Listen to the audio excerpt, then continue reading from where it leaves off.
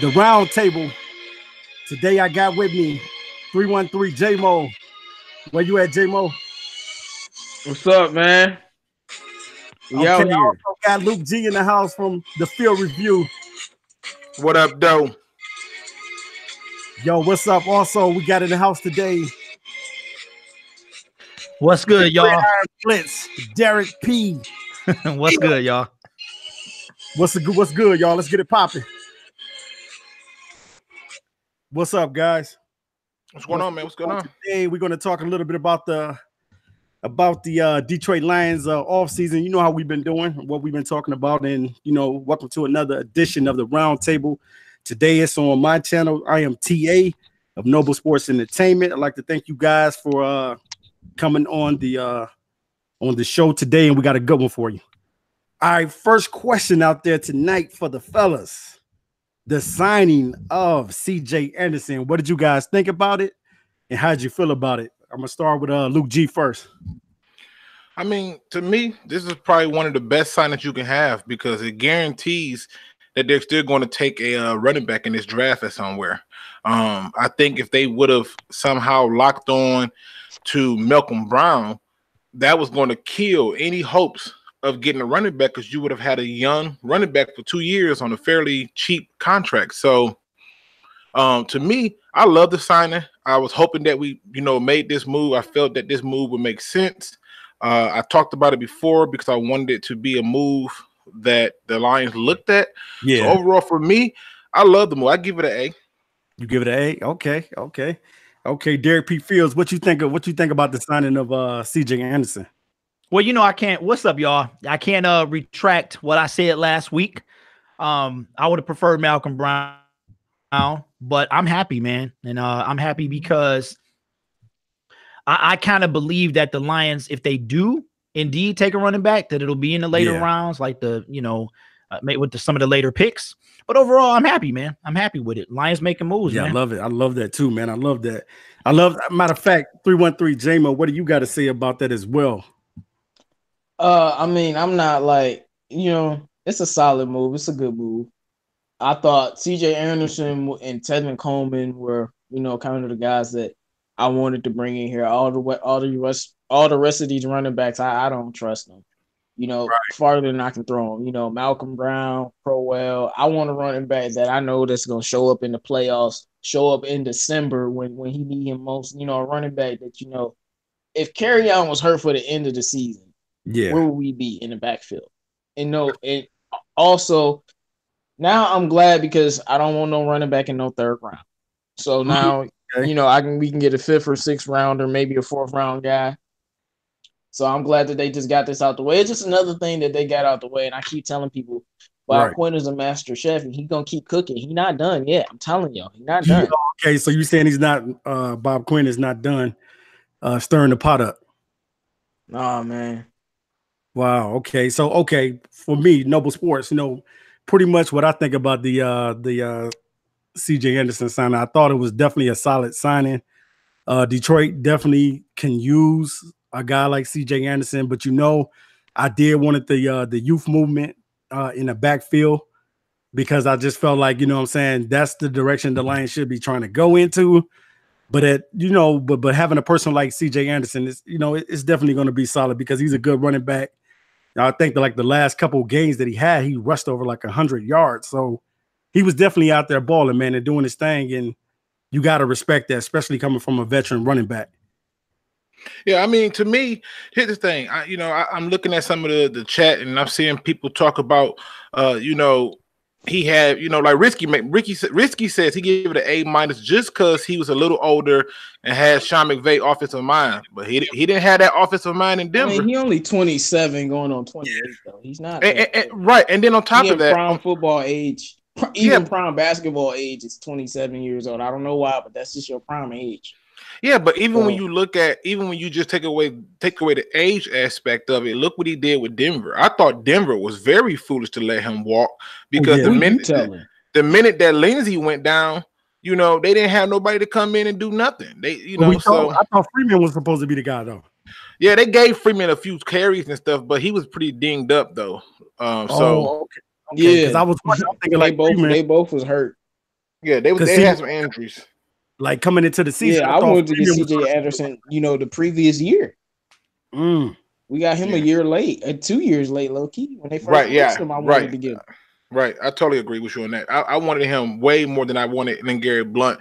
And for reasons I'm not even gonna jump into. But yeah, the LeGarrette Blount signing, it hit every nerve with me because I mean, of all the time to wait to get here and try to act like Reggie Bush, you do it in Detroit. Yeah, that's true. That's true. That's so true. What you think about that? Got rid of Tion Green, but what do I know? Yeah. Tion Green. Where's Tion Green at anyway? I don't know, but he at somebody's McDonald's or something because he sure ain't playing. He need to get a chance in training camp. He never got a shot, man. He never got a fair chance. Jim Carl, I swear, man, I hate Jim Carl. He never got a fair shot, man. And people was so like, why you want Tion Green? He nobody. Then we get LeGarrette Blount, who was worse than Tion Green. Well, maybe we should have kept him on the squad. Oh yeah, now you think so? So y'all feel like LeGarrette Blount, he wasn't really good when he was in Detroit. No, he was terrible. I mean, to me, it's not even a matter of feeling. I mean, the stats to support. Who we talking about, man? LeGarrette Blount. Oh yeah, that the stats were supported. I mean, I remember I had all these people telling me like, yeah, he had 88 yards rushing on like 19 or 20 carries, and I was like, so Elvin Kamara could have did better. I'm like, Elvin Kamara had the same 88 yards on 14 carries. It was like way less carries. Doing it. Yeah, Elvin Kamara is special. Now I can tell you this much. What most Lions fans, in my opinion, should be excited about is they should be excited that the Lions are, continuing to show the direction in which they're going. And, I know I use the term camp body a lot, but CJ Anderson is not going to be a camp body. And the reason for it is because we have a need at the running back position. So I don't see CJ Anderson as a camp body. So there's some other people where I'm like, yeah, we got a need for the. Hey, Luke, so do you see him being on the special teams? He don't have to be. I don't even know why Shannon Sharp insisted that. Oh, he, right. That's what they got. Shannon Sharp did his research. That's what Zach Zenner is for.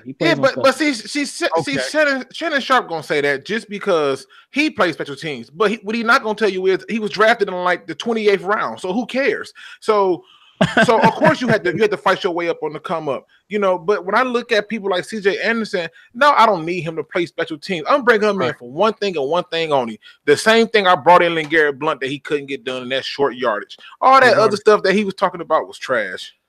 I just want to say before you move on, T8, man, the offense is going to be exciting when we see CJ Anderson just bowling people over and getting these fluke yards that he gets because he's so strong. We're going to be like, that change of pace that he gives your team, man. Or better yet, let's talk about this part of it though. Let's talk about the part of it where now we actually got two backs that we can switch it up with, and then still throw in Zach Zenner just to give you a burn. Yeah. I mean, and they still gonna draft a running back. And that's the question. And that's the question that we gotta answer that question. Do we still think that the Lions, because they picked up CJ Anderson, will they still draft a running back? Yes. Well, I know when I made the video earlier, man, a lot of the comments was saying that we need a younger kind of somebody used the home run hitter, you know what I'm saying? Yeah, the home run that person to take it to the house. So I think most of the chat would probably agree that the Lions are going to draft a running back with at least one. Yeah, we want them to get one. Of course. And you want a running back in group that's very versatile. CJ does what he does, Kerryon does what he does, Zach Zenner does what he does, and then if you add a speed back to that, because every team, Kerryon, CJ, and Zach Zenner is not going to be enough. Sometimes you're going to need that other kind of running back. That's why I definitely think we're going to draft one. We're going to add some more, speed on the team. Yeah, because I think that's what we definitely need. I think we need a speedy back because we got all these guys that got a little power, with Zenner. And with not only Zenner, with CJ Anderson, I definitely think that we need a speedy guy back there too in the backfield. See, I disagree with that. Okay, you disagree. That's okay, Lou. That's Yeah, I disagree with well, that. that's okay. Luke's first. Yeah, I disagree. To me, the idea that we need a speedy back is like for what? The way the entertainment purposes.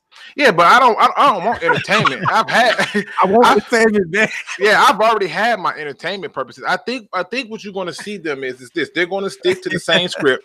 If you want to know what running backs like, I thought about it. I went through and did a deep dive on a bunch of the running backs in this draft, and I can tell you right now, people like Henderson from Memphis, he's not going to be a pick for the Lions because he doesn't have enough versatility. You know, he can catch out the backfield though. Yeah, but that's just it was more so in a limited capacity. And the way he runs with the ball, if you pay attention to it, he runs with the ball like Tiki Barber, where high to his chest. That's why he's had some very untimely fumbles. The Lions ain't finna pick that up. So to me, I don't know if we need necessarily a speedy back because if they go out and get Montgomery, he ain't speedy, but I guarantee you, I mean, even you said it in your videos that you previously posted. That man had 99 broke tackles. I don't care about his speed.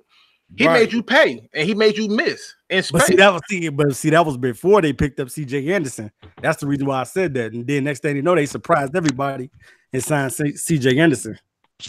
I mean, true. I certainly because I'm just saying, you know, we're having the same type of. Let me ask you. Oh, go ahead, just having the same type of running back in the backfield, especially like with Zenner and C.J. Anderson. They kind of similar a little bit.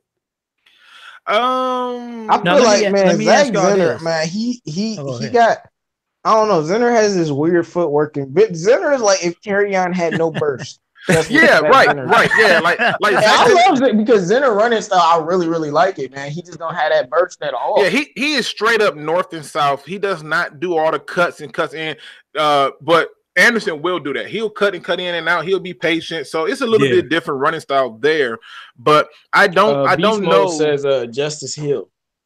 I thought about him. The ball out of the backfield. Yeah, Justice Hill has that versatility that they like. And Justice Hill attempts to block. He ain't the greatest at it, but he ain't nowhere near as worse as some of the people I've seen. I've seen like Ozigbo's blocking. I'm gonna tell you right now. Yeah, you put him in the block for you. It's gonna get real, but it's coachable. But it's terrible. Okay, so he Brown blocking. Wow. Now, I wanted to ask y'all this. That's the second. They wind up second. You know, he kind of, as far as I know, he came out of nowhere. Yeah. Right? As far as the Lions were concerned. So why do you guys think that they went and looked at Malcolm Brown before C.J. Anderson? I mean, there's no facts that they did that. I mean, they could have worked this guy out. It could have went under the radar, whatever. But why do you guys think if they did go with, since they offered Malcolm Brown a contract and C.J. Anderson was nowhere at the time, you guys got any thoughts about maybe why that might have been? To me, I think what you was looking at is they have the same running style. It's just that with Malcolm Brown, he was like 25 years of age, and you had more potential to build on him. And if you look at Malcolm Brown's running style, it was similar to New England's White, the running back White. And so I think they like that type of versatility, you know. So plus they wanted to get somebody who came from a strong zone run system. So I think that's why you saw them go out there. And I see D. Thomas says, "What about Miles Sanders? He danced too much in the backfield." And Daryl Richards says, "What about Bryce Love? Bryce Love's got versatility, but the question is his knee fully healed?" Yeah, that's the biggest thing. Is he going to get on the field? That's the question. Well, he'll get on the field. If they draft him, he getting on the field. You know that. So you know that straight up. If they draft him, he getting on the field. So another guy that I do like this guy. He's grown on me. At first, I was kind of iffy on him, but he has grown on me, and that's Benny Snell. So Benny Snell has definitely grown on me, man. I've watched his tape, and he's okay, man. He's okay. I wouldn't mind having a guy like him. Well, I want some speed on the offense, dog. We too slow. Unless Jamal Agnew is going to be used on offense, I'm so sick. Like everybody's slow on offense except for Kenny Galladay. Like, come on, bro. So where's the speed going to Jones? I guess. Where's the speed going to come from? That's why. Let me ask you a question, J-Mo. Who's the speed person on New England? Man, New England got the GOAT. They don't count, bro. Stop doing that. Wait. I didn't ask who they got. I said who is the speed person. Sony Michel has speed. Okay, so Sonny Michel has to be. I like Sonny Michel, but okay. Mm-hmm. So outside of him, who else? When you can run routes like Julian Edelman, you don't need speed. Like his route. It used to be Josh Gordon. Here's the thing though, J-Mo, and that's what I'm saying. You just hit the nail right on the head. When you could run routes, everybody forget Jerry Rice wasn't fast, but he's considered the best receiver for a reason because he made you look stupid.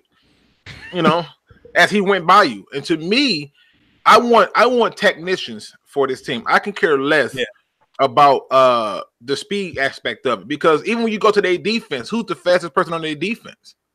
Stephon Gilmore. And the Patriots so fluky. We whooped on them for a reason. Like I'm I'm being 100, man. The Patriots wasn't even that good. They just won because everybody else crumbled. And they went up against the Saints or the Eagles, they would have lost again. Now I see a lot of people that say Cordell Patterson. Like you went up against Jared Goff. They said Cordell Patterson. They said Cordell Patterson with their speed person, but go and look at the number of snaps Cordell Patterson got where he touched the ball. They want technicians. They want people who are fundamentally sound at what they do. If you're a receiver, I need you to do receiver things. Being fast is not enough. If you don't believe me, go ask John Ross because he's been trying to run past everybody in the league and he just ain't getting it done. These people are technicians. Ray Lewis played that long and went against some of the fastest people and made them all pay. Yeah. Why? Because he was fundamentally sound. When you got players like Tyreek Hill in the backfield, that changes all of the defense. Yeah, it does. Sometimes speed could be very, very useful. Oh, listen, I'm not saying that it isn't. I'm not saying that it isn't, but I'm saying that I don't want the team targeting people just because they fast. Get torched by Tyreek Hill for a reason. Yeah. Well, it's two reasons. Somebody who's fast and can run routes than somebody who's slow and can run routes. Yeah, but it's two reasons why teams get torched by Tyreek Hill. And the first reason was you had Kareem Hunt in the backfield. So what you want me to do? Back up and let him run through and build up steam? No. Right. So we got carry on. You put some speed around him. It's over. And I feel you. I feel that. I'm not knocking it. I'm just saying that they shouldn't be drafting just because he's fast. He needs to be able to fit other aspects as well. And something, guys, that was very interesting to me that I saw the other day about the Lions. I was looking at their draft picks, and something very, very, very interesting with these draft picks. The first two picks that they got, if the Lions are not trading back or anything like that, they're going to have to be home run hitters. And the reason why I say that they're going to have to be, those first two picks are going to have to be impact players is because I looked at it. Okay, they have the 8th pick in the first round, and then the second round, I think they got like I think it might be the 11th pick or something like that. So it's like these guys are, you know what I'm saying? The first two rounds is definitely going to be vital for us as far as getting impact players on the team, whether that be getting a guard, you know what I'm saying, getting that offensive guard or whatever, or grabbing another tight end as Hawkinson or whatever. But it's definitely, or the linebacker is going to have to be an impact player those first two picks, because the next couple rounds we're going to be drafting a lot of these guys in the middle of the rounds or towards the end. Off of what you're saying with that, what do y'all think would be the most, impact position in those two spots then? Because tight end, cornerback, linebacker, even maybe a defensive lineman still. Yeah, those four have to be the ones. All right, but what's the first two? Right, that's what we're saying. Man, that's the first two. I'll say this: a linebacker has to be taken in the first 2 rounds. That's just the way I feel. You said the first 2 rounds, Jay? Yeah, a linebacker has to be taken. I mean, there's definitely some good depth in my opinion with the linebackers. I mean, there's a guy out of TCU. I'm drawing a blank on his name at the moment. You got David Long from West Virginia. You still got Tawan or something like that. Benagoo is at TCU. Is from TCU. I'm sorry, the linebacker from Utah. I said TCU all day. I meant from Utah. But there's some depth there at the linebacker position. There's a lot of positions actually. So. But for me, I just don't know if squeezing. The thing is this: you got to go through the process in terms of looking at that 8th pick. If they're stuck at 8, if they're stuck at 8, and if they're stuck at 8, you have to go through and say, okay, what pick comes in immediately and gets on the field? It's not DN. It's not D tackle. That's good, Luke. That's well, good. it could be DN. Hey, man, I got it. Hey, guys. I mean, I don't know if there's that guy. There would be that guy at 8, but DNs can have an instant impact. Yeah. Well, I'm not saying that they can't, but you have to. Oh, that's his name. Thank you. I'm saying we got the right guy. You never know. We got the right guy. Chase Hansen. Thank you. Thank you. Yeah. But I'm not saying that they can't. What I'm saying is when you're looking at when you're looking at what they're doing, you have to put things in perspective in terms of saying they want to bring somebody in who can help them win right now. So anybody who they bring in have to come in and have an immediate impact. And the truth is there are not too many people who you can bring in at 8 to have that immediate impact, because you got to start to think, well, they're going to start. Our first round picks that we take have all been starters since Bob Quinn got here. Yeah, it's gonna have to be a starter. You're right about that. So they're not gonna take a DN and they just made a commitment to Romeo Core and to Trey Flowers. Okay. So now, okay. Let me say this to you guys. This is how the draft order goes, so you guys kind of know where we stand at. Okay, for the first round, we pick 8th. The 8th pick we got. In the second round, we got the 11th pick. So that's like the 43rd overall pick. And then round 3, we pick number 25, which is 88 overall. And then the 4th round, we pick number 9, which is pretty good, 111 overall. And then the 5th round, we pick what is that? The 8th pick. So that's pretty good too. That's 146 overall. And then the sixth round, we got 2 picks, which is 11 and 32. And then in the 7th round, we got pick 10 and 15. So we in some good areas. We in some good space right there.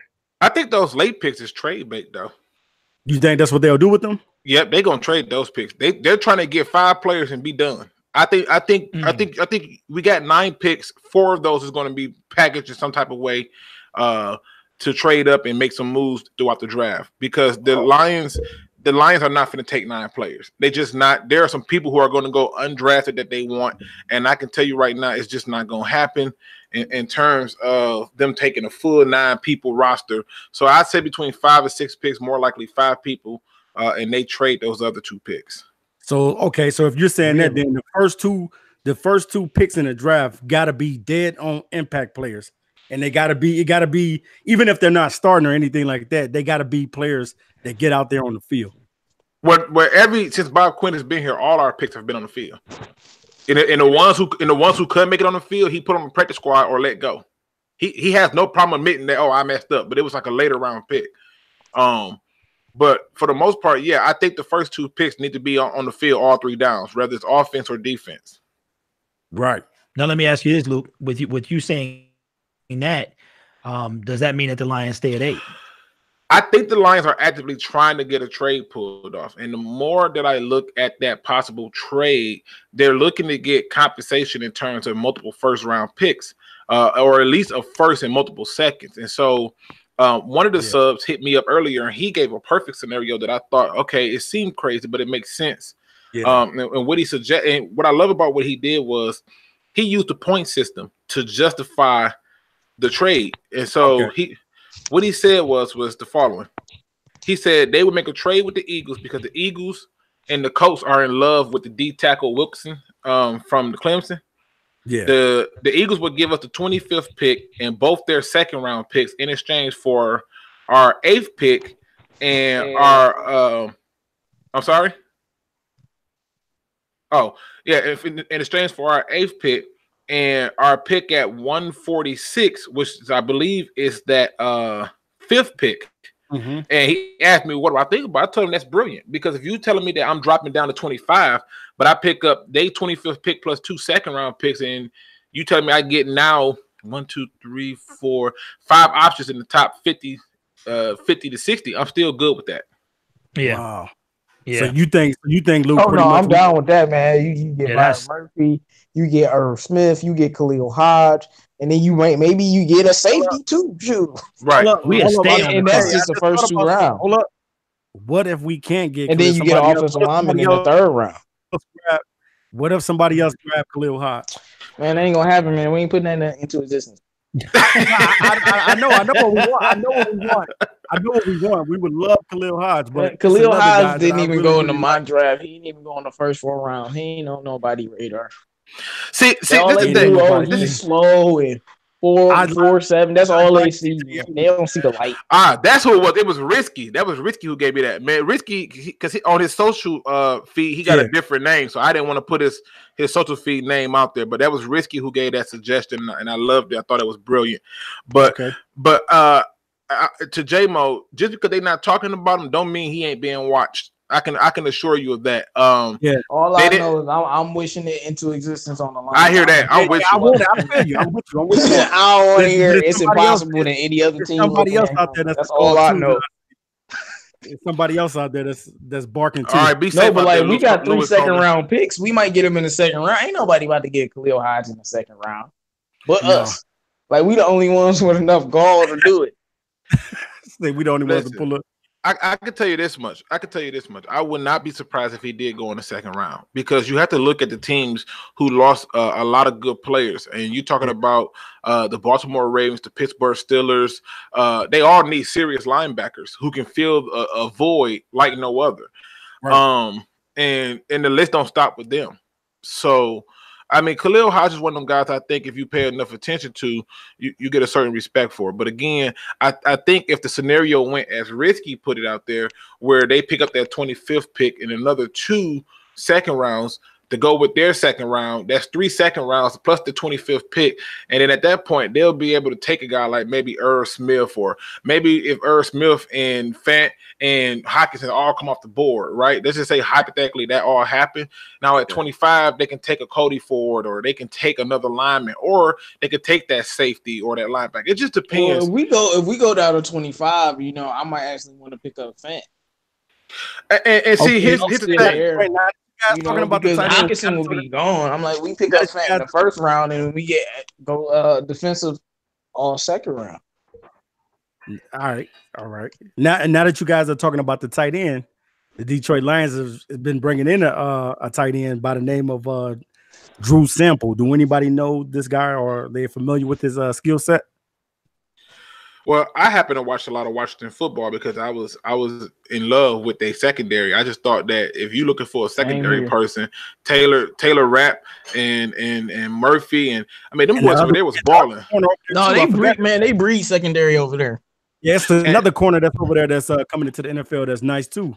That's what I'm saying. It's they got a bunch of them over there that stands out to me. And so when I happen to watch them, I happen to watch that tight end, and they really utilized him in more of as a hybrid fullback position.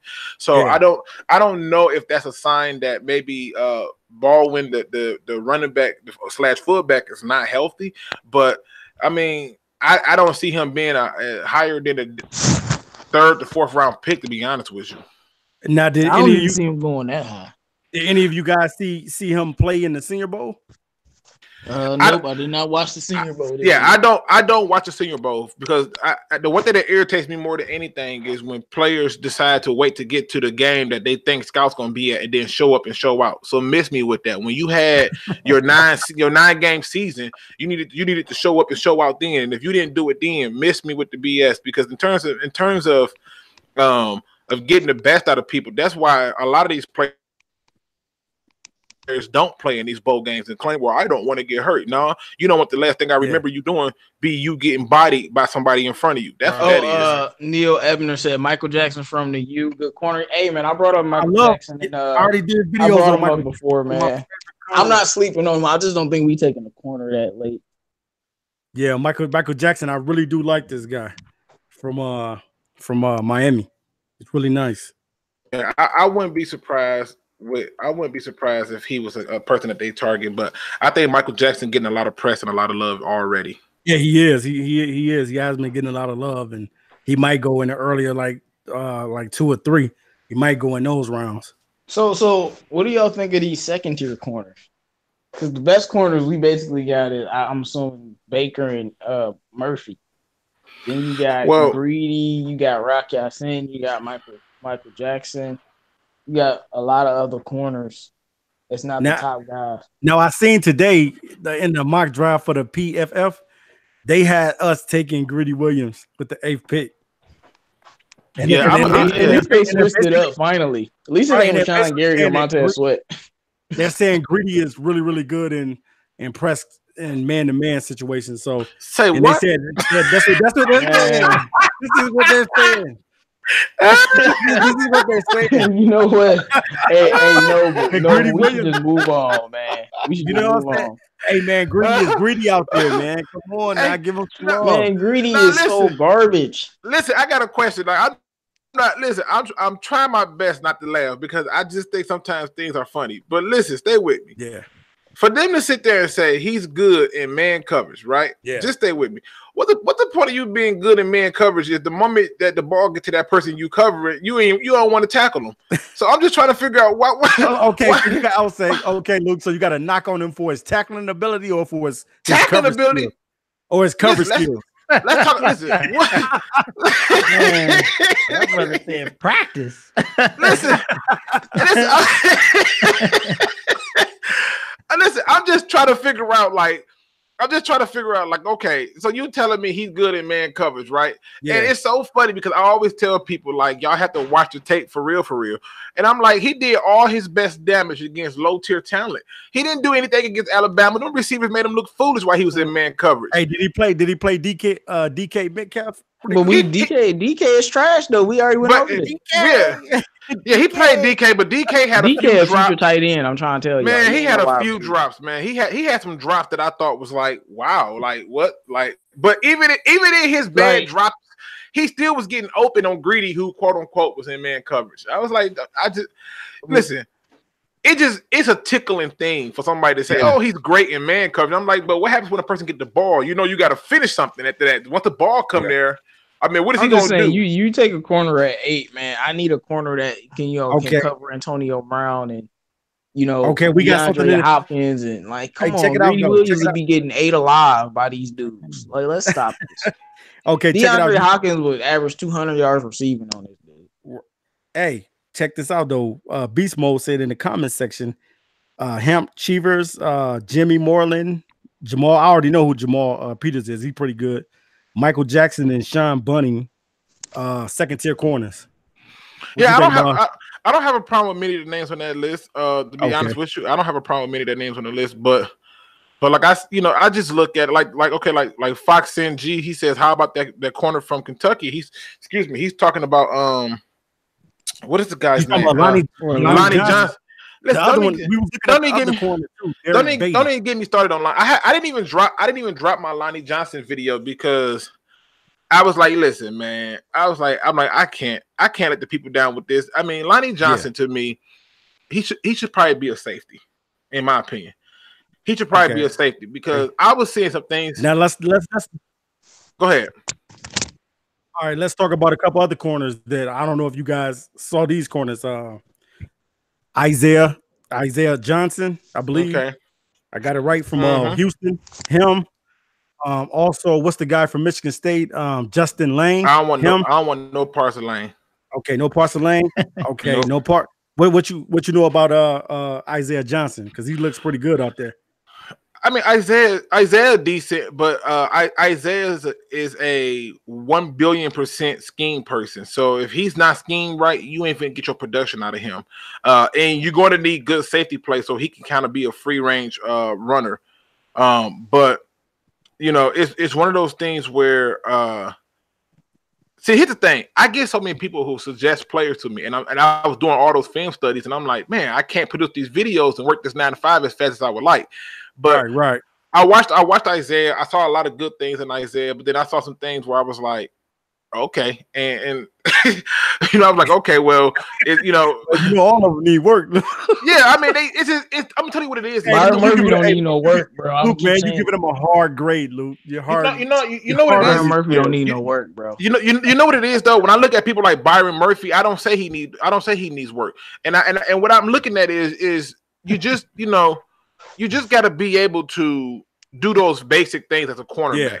The number one, starting with backpedaling. If I see one more idiot take off and run step for step with a receiver, just for that receiver to stop on the curl route and you can't stop yourself, I got problems with that, man. Now, go ahead. Fox CNG said the corner from USC, Eamon. I like him. I did a video on him. I like him. I think he's a very good prospect. He's aggressive. He actually backpedals at times. The only thing about him, he gets a little handsy, but I'm okay with that. I'm okay with the little handsy. He's always around the ball, and I love that. I love that about him. He got that ball hawking ability. Mike Sen says, dang, Luke don't like any corners. No, it ain't that I don't like any corners. Luke don't like nobody, man. No, man, only corner Luke like is Byron Murphy. I like Julian Love. I like Byron Murphy. I know you like Baker too. But you know what though? And I'm gonna still do the video on it, but I'm gonna go ahead and give y'all kind of like a tidbit preview. I'm gonna give y'all a tidbit preview before I drop this video on them. The Lions actually sat down and had dinner with a particular cornerback, and they weren't the only team to do this. All the teams in our division sat down with this same corner as well. But if y'all want to look up a cornerback,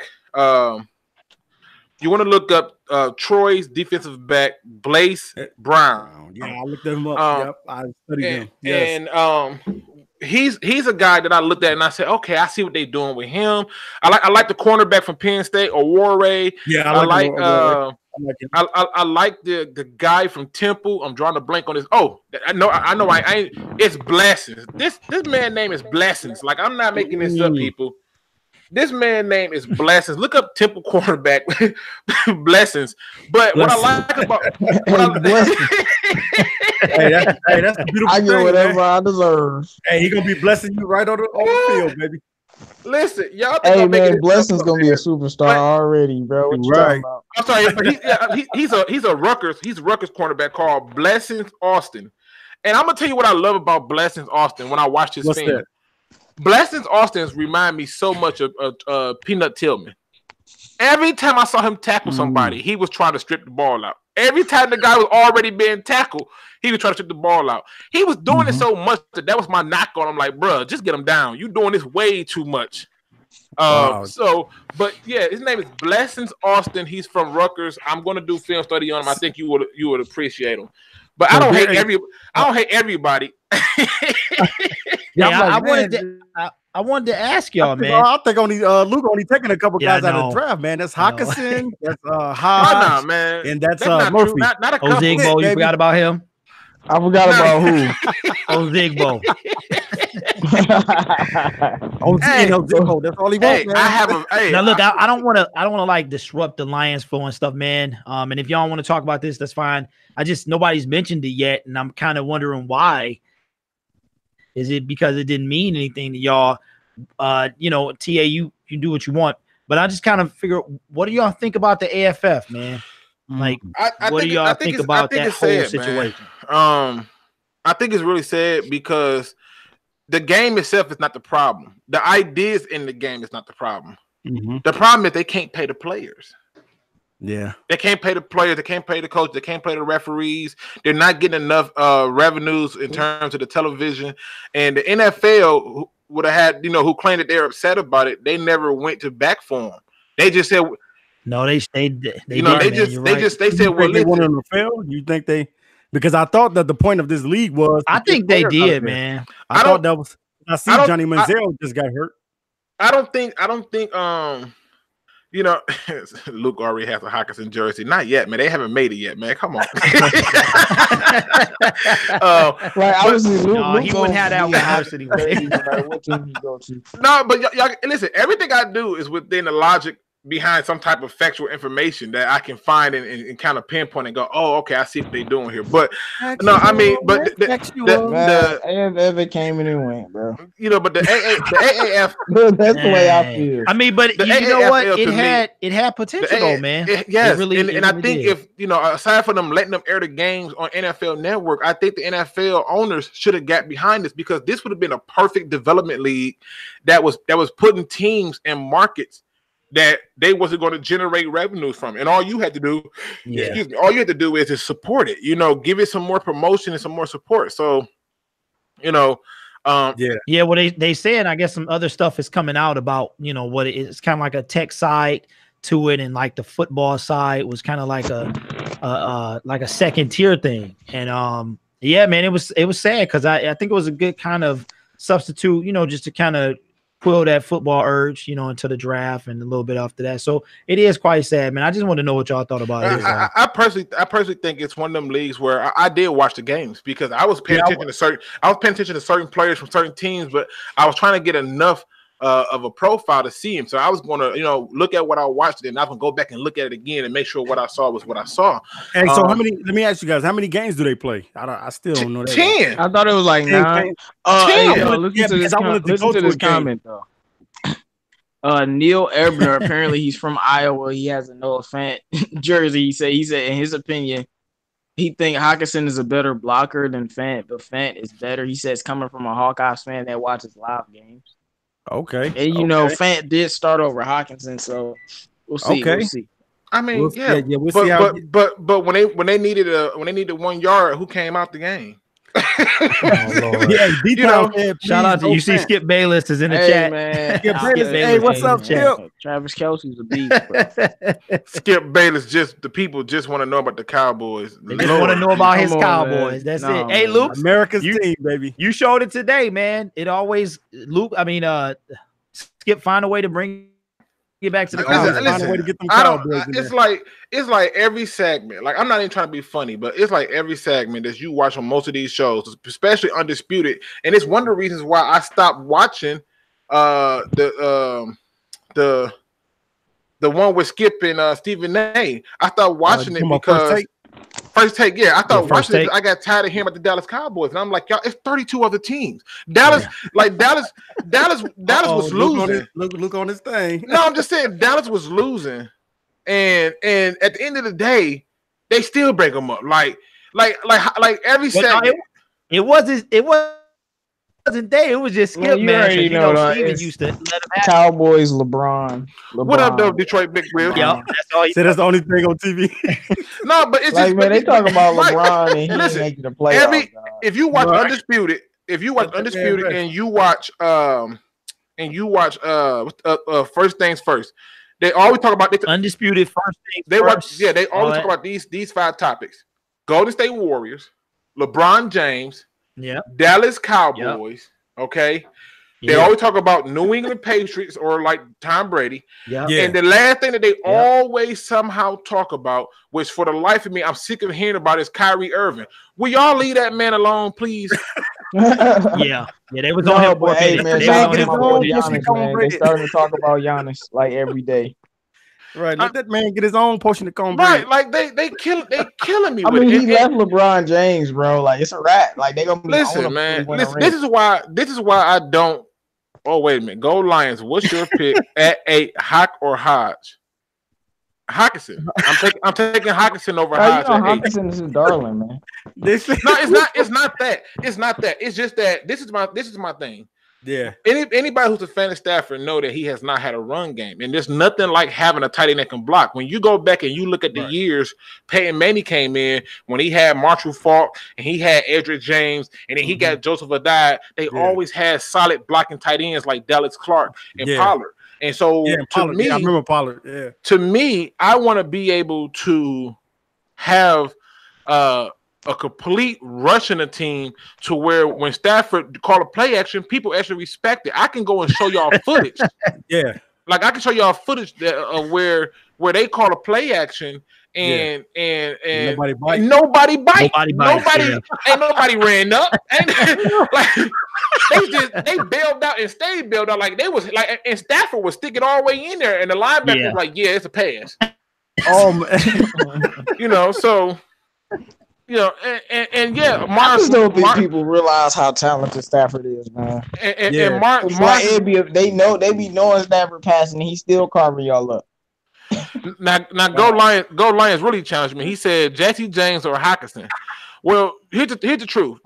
Hockenson has not played at this level, so it's hard for me to put him, ahead of Jesse James when I've seen Jesse James at this level. Yeah, so I would take Jesse James at this point. But again, given the fact that Jesse James' contract is set up to where they got an out on him, I'm okay with that. But Hockenson needs to be added as a safe pick. Well, I'm gonna ask you this, Luke, before we move on. Yeah. If Hockenson isn't gonna be the number one tight end, why would we draft him at 8? Because I really don't know if he's gonna come in and be over Jesse James. I think Jesse James is gonna be really, really good because he can really block. But you gotta understand something. You gotta understand something. And I don't know if you've seen the video where I was talking to Andrews Football. Shout out to Andrews Football. But when we was talking, he brought up a very good point about Hockenson's ability. He doesn't have to start at tight end. He can come in and play fullback on some downs, and then you can motion him out to tight end. They're going to have a lot of mixed double tight end sets. Just go and look at New England when they had Hernandez and they had Rob Gronkowski. How did you stop that? Daniel Griffiths, all I'm going to say is he has a mock draft, and he has us taking a wide receiver in the second round. I mean, I'm just saying. And Neil Ebner, he says, I want to know what happens if they take the best offensive tackle at 8 and Juwan Taylor. Juwan Taylor, I'm sorry. Yeah. He better be amazing. Here, if they take Cody. No, I mean, let's be honest. Let's be honest. If you're taking the guy at 8, like he just said, he better be Quentin Nelson. And when I watch Juwan Taylor, he's not Quentin Nelson. And now the question becomes, if you're taking Taylor, Taylor's not playing guard.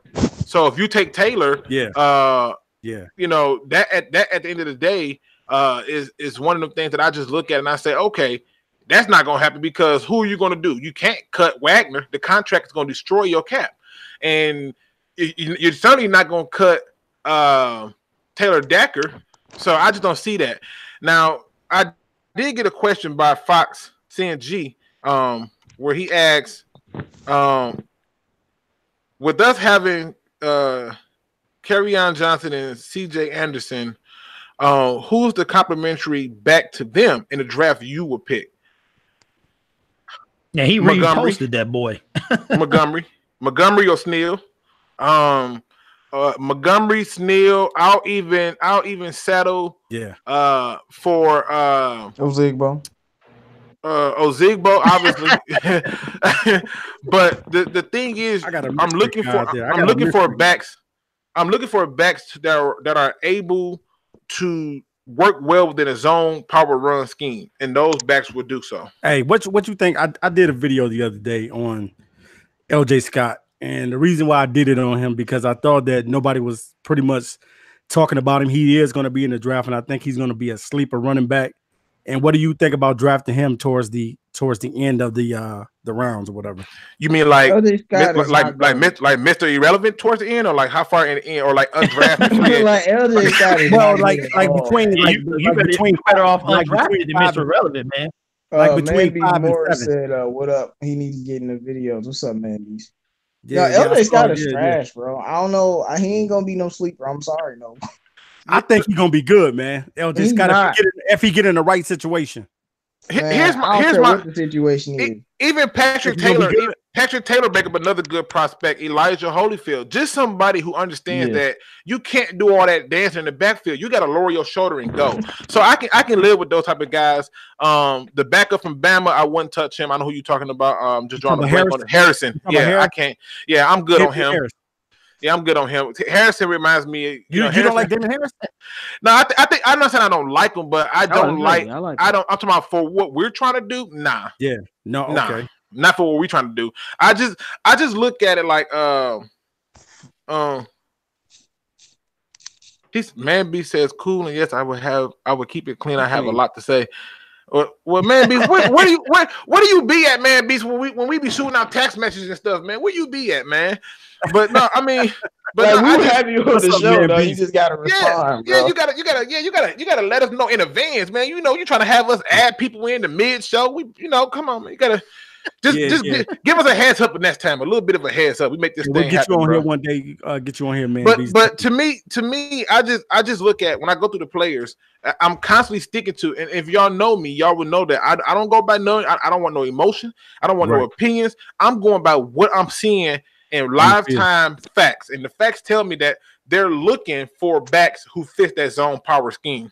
So I'm going with LJ Scott. Then. Luke, you should make a segment, bro, like the Terminator, man. Yeah. Where you should like make a segment on your show where it's right. You just destroy everyone. Now I know why destroy every bad prospect, bro.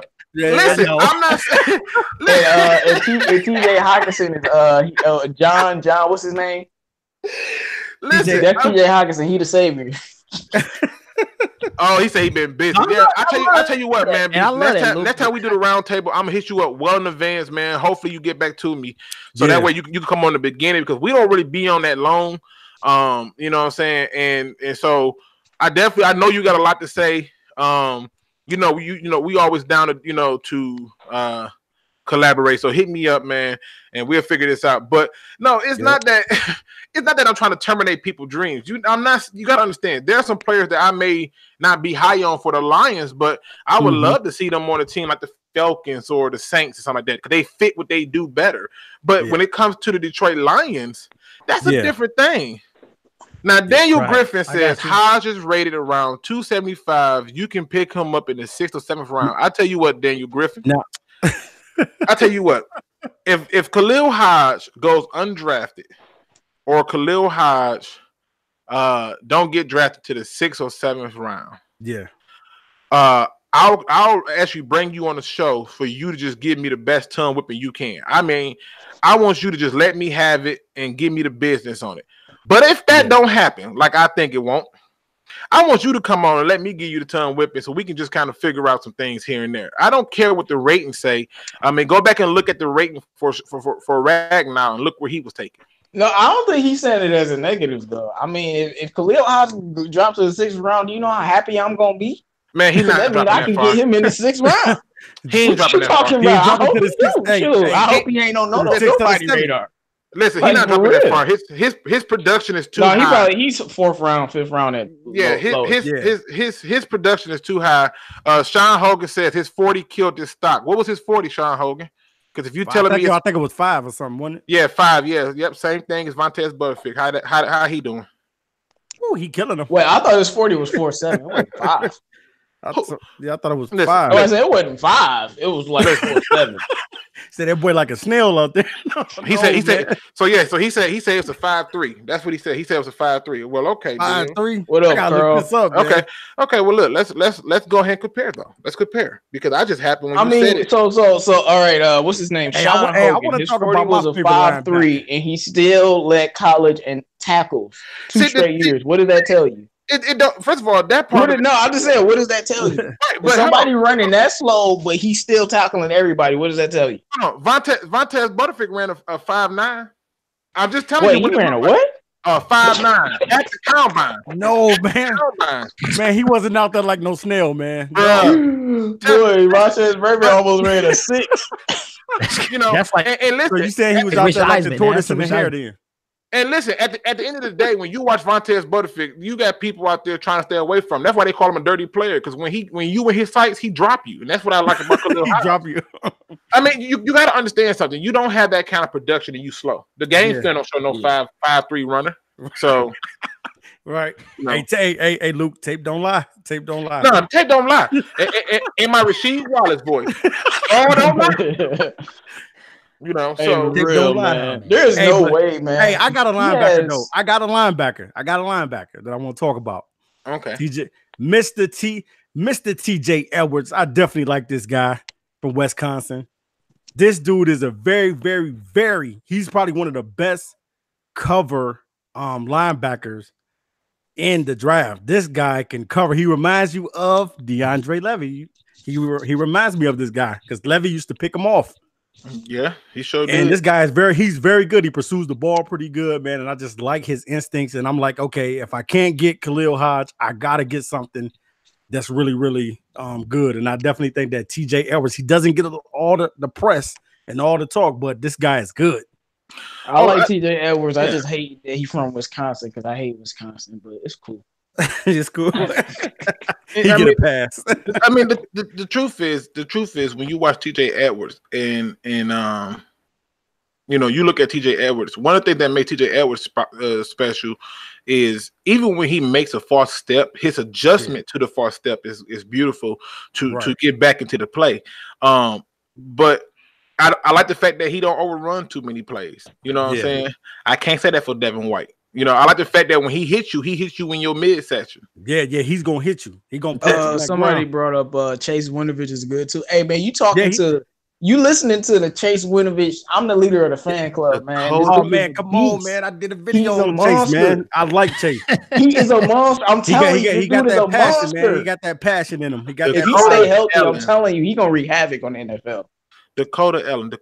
Where you putting him at? Though? You putting him at defensive end? I think he's the second round pick, man. Chase Winovich is a beast, man. Where you putting Chase at though? You putting him at linebacker or you putting him at? I'm playing him like we play Devin Kennard, linebacker who's gonna put his foot in the dirt. Okay, yeah. I feel you. That's how I will play him. Well, here's the thing. Marcus Landon says he liked Dakota Ellen, which is the second chance U player, linebacker. I believe he's at Texas Tech, I think it was. Dakota Ellen is pretty decent, but you have to also understand Dakota Ellen don't fit in what we're doing here in Detroit with this hybrid 3-4 defense. Mm-hmm. And that's probably why they're going to bounce Jalen Reeves-Maybin out unless he contributes on special team because he doesn't fit into that scheme the way that they would like to.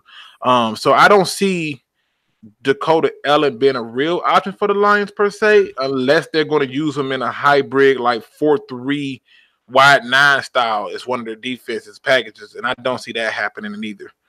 So, but let me ask you this, Derrick, because Derrick, I remember Derrick had the video. He had the apologize video to Rob Gronkowski and stuff, and you got me when you did that. It got me to thinking about Rob Gronkowski from this standpoint, man. You know, it got me thinking about from this standpoint. If you look at Rob Gronkowski, minus the part that you was like, "Oh, you bummed you want to be here in Detroit" type thing, but if you look at Rob Gronkowski, what is your thoughts in terms of what made him so special? What was the skill set that made him so special? Because I know people love speed, but he certainly ain't fast. Yeah. So what made him so special? Well, and to me, man, his size, his ability to make plays, man, to catch the ball. Like it was a play in the Super Bowl that I put in there that it was almost 2 guys on him, man, and he made him look small. He made him look small. So to me, man, that's what I liked about him. And yeah, you're right, man. I did have to apologize to him because I didn't know the facts. Did you see I put you in that video? Did you see that? Man, listen. I put you in the video, man. You slid in on me. Hey, man, slid in with Gronk was just so hard to tackle, man. He's kind of like a tight end version. He was, man. But the reason I bring it up is because when we talk about these players, that's what we should be focusing on. What makes those players special? With Khalil Hodge, for me, it's that first step in the play recognition and the preparation he put into his game. You know, footwork. Right, and with Devin Ozigbo, it's his footwork. He's in and out of cuts and his speed. You know, y'all talk about that speed. The guy ran a 4.5 at his pro day. Didn't even get invited to the combine for no reason. Just didn't get invited. And he's shown to have the burst and the speed to take it the distance. When I look at Byron Murphy, it's everything about him. The man, the zone coverage, the aggressiveness, the dog. I love all that. The press coverage, you know. And when we're thinking about these players, that's what I wanted people to focus on. So what makes them special? So Luke, what defense do the Lions play? Do they play? I know they played the 3-4 hybrid, but are they in man most of the time? Man, most of the time. They in man most of the time. Yeah. So would you be looking for that player that is good in press coverage and man? Who's that? When you're drafting, like, you know, when you're drafting a player, are you looking for that type of player that fits your system? Oh yeah, I mean, that's why Greedy Williams is not on the table. Yeah, you're looking for somebody because they're saying that Greedy is good at pressing and man, you know, because of his speed. No, he's not. To me, he's good at keeping up with people. That's not really good at press man. I mean, you can't get into your move like so you tell me he's gonna press man Julio Jones? Keeping somebody off their route. You gonna press man DeAndre Hopkins? Come on, bro. Yeah, no, you're not. If you want Byron Murphy, on the other hand, don't have to press man you. He'll just sag right off you and follow you around, and you won't and bat the pass. But see, I think if you watch many of my videos, and the best way I can describe press man is when you watch the cornerback control this route.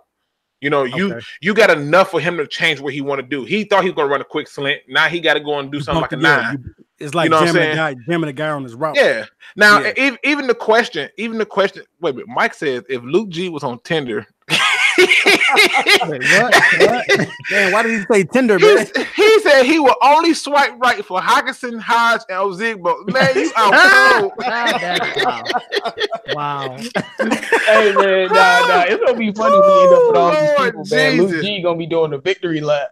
Man, listen, don't worry about it. Y'all got jokes now, but when they get here and they ball out, y'all can come back to Luke G's field review and talk about it. But if they do bad, please come back and talk about it. Hey, if they don't come to the Lions, we gotta go see where these players are at so we can see how good. No, I think they gonna be productive wherever they go, especially Hockenson and Khalil Hodge. He said if I was on Tinder, I'd be just swipe right. I never even been on Tinder. I can't tell you how that works. Alan Jackson said right. Yeah, you better not. I was gonna say he should go no higher than mid to late second round. Right. Who's that? Yeah, Tinder is for he said Greedy is a project player. He should go no higher than mid to late second round. Listen, I'm gonna show y'all how bad Greedy Williams is. Okay, I'm gonna show you how bad Greedy Williams is. Greedy Williams have a pro day, right? And I'm watching the pro day because they aired it on NFL Network, so I'm watching the pro day. And he looks horrible in his back pedal and his hips is turning all this, right? And then he has the audacity to say, I'm hurt. You know, I was getting a leg cramp. No, you what? You been doing? You get the Peter Griffin. You know, like, come on, you've been doing that all year. All I'm saying, we better hope Greedy Williams not like a beast, because like we gonna that boy might come out and be a beast, man.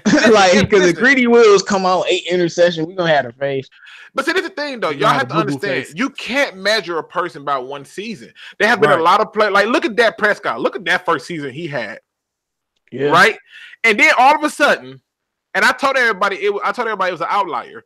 All of a sudden, they suspend Zeke. What happened to Prescott? Yeah.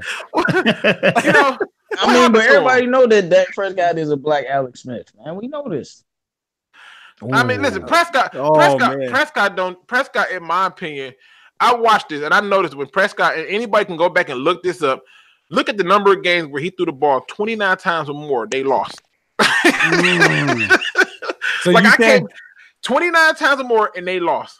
So you saying Prescott don't need to throw the ball that much?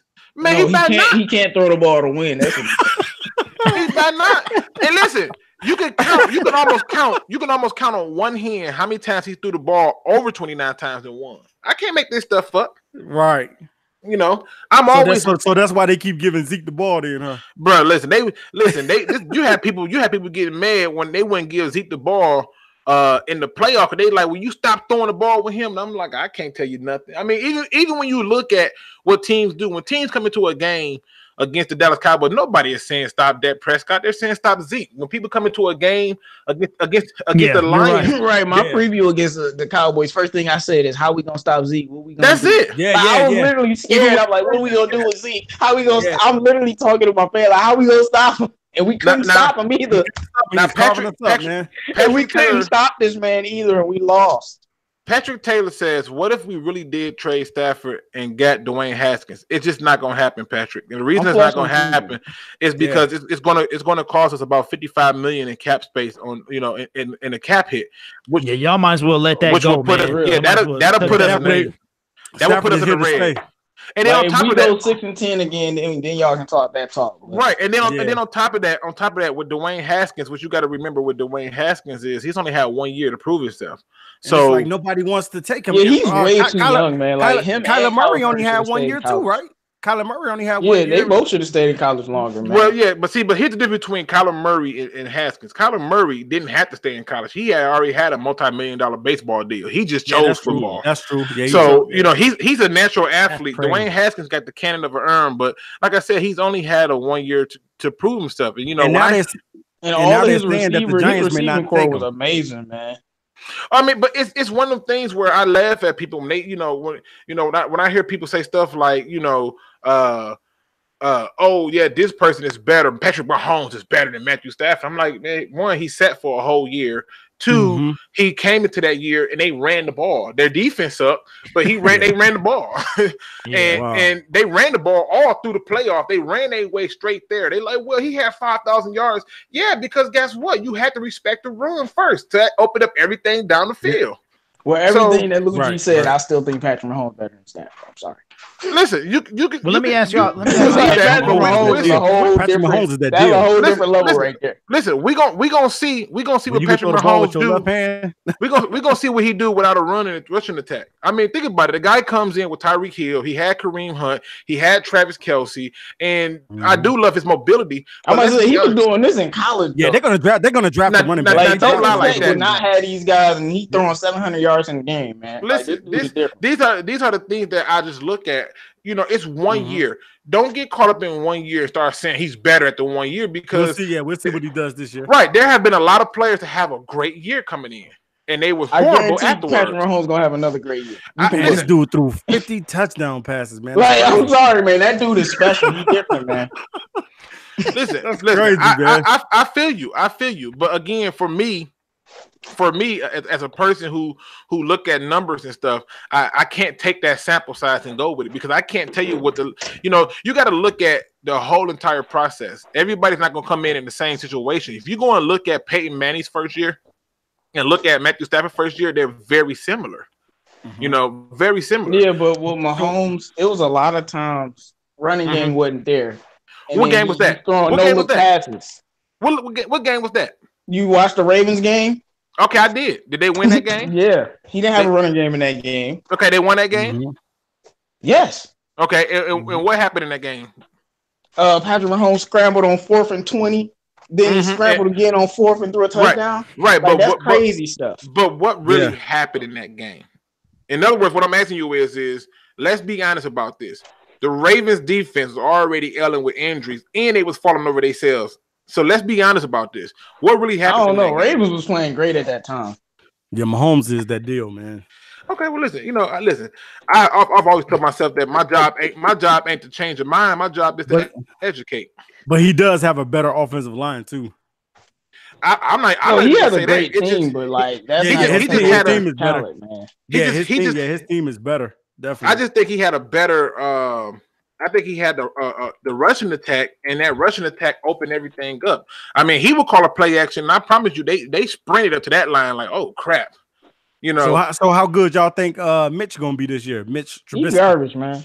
He garbage. Now, see, that's the difference between Mitch and Patrick Mahomes. He said he garbage. Mitch ain't good, but Bears gonna go 10-6, man, and that's gonna be that. Wait, you said what, J-Mo? They gonna do what? They're gonna go 10-6, man. That's it. I think you're giving out too many wins. Yeah, what do you think, Derrick? I don't know, man. I was maybe 9-7. Who knows? I mean, listen. Let's be honest. I would. Who did they listen? They got Ha Clinton Dix at safety, right? They don't lost Callahan, I believe. They lost pretty much they entire secondary. They got rid of Michael. They got rid of what's the dude name? I love Andy Reid play calling. The running back with Jordan Howard. They got rid of Jordan Howard, and on top of that, because I had to, on top of that, they ended up doing a few other things that I looked at and I just said, like, this is not enough for me to sit there and give them 10 wins. I mean, that defense is cool, but guess what? Yeah, I mean, like I'm saying, that defense is going to keep them in a lot of games. I mean, listen, they lost to Nick Foles and the Eagles. Game manage and win at the end. I'm just saying they lost to Nick Foles and the Eagles all because that offense couldn't score. Even though Mitch Trubisky threw for 300 yards and 1 touchdown. But they essentially didn't do enough to do it. Now, I'm up here doing my research because I remember this Kansas City and Ravens game a little different. I'm going to go and take a look at it. So be prepared for that rebuttal because I'm almost certain that I was watching the game. I'm just saying because I watched that last drive. They tried to run the ball, then they ended up on 4th down, and Patrick Mahomes threw that crazy, insane pass. Trust me, I know that was a crazy, insane pass, but that ain't nothing we ain't never seen our own the Broncos game. I'm just saying, listen, you want to keep on his back. I'm just saying, you want to win that game. Yeah. I just want to show you this. So let's just start off with this for starters, in case for the terms of they rushing, right? Kareem Kareem, and I can't make this up. Kareem Hunt was now suspended or cut at this point for them, right? And to show you that they still had production, they had Spencer Ware come in on 15 carries for 75 yards with his largest game at 10 yards, and he still had a 5-yard average. And then on top of that, they had another 14 yards added by Damian Williams on 8 carries. Williams took over pretty much. So essentially they ran for and that's not even including the little reverse that they ran with Tyreek Hill. But I'm just focusing on what the running backs did. And I look at that, and I look at what Patrick Mahomes did, and I'm like, the man threw the ball 53 times. 53 times and completed 35 of those 53 for 377, 2 touchdowns and an interception. Now I'm gonna tell you what the problem is with that is this. They won the game 27-24. Patrick Mahomes, without that rushing attack, would have had some issues. But when you go through on the other side of it, the top rusher against them, and he did this all against Lamar Jackson, who anybody would know is not this pure passer. But Lamar Jackson threw the ball 24 times for 13, and completed 13 of those, 147 yards, 2 touchdowns. He ran the ball 14 times for 67 yards. They got another 67 yards from Gus Edwards and another 59 yards from Kenneth Dixon. You know where the problem came in at? They pathetic defense falling over themselves. That's what happened. Wow. So I mean, but hey, man, at the end of the day, man, if defense choke, you can't blame the quarterback. But I agree with that, and that's why I was telling you when you he had to go out there and beat them. I mean, but did he? Yeah, dude. Like, how do you not remember the play? They was talking about it all over ESPN. I was watching the game. It was 4th down, and he scrambled 20 yards back, then threw a 30-yard pass. It was a dime too. That's how they won the game. They sacked him. They sacked him 2 times that game, right? And those were, one of them was a coverage sack, obviously, and one of them he kind of ran into it. But nonetheless, they sacked him 2 times in that game, right? Now, you want to talk about being bad. I can tell you how many tackles was missed in that game, but nonetheless, we talking lines. I just want to bring that up in terms of the points of when people start to throw out these names. 1 year is not a big enough sample size to be getting hyped up about. Yeah, in my opinion. But only thing I say is Patrick Mahomes is a good player. That's absolutely. I cannot deny. It was just it was the eye test. I don't care about stats. Same thing with Stafford. To me, is the eye test. Like Patrick Mahomes doing stuff I ain't never seen. Risky says, he threw a pass with the left hand, man. That was crazy.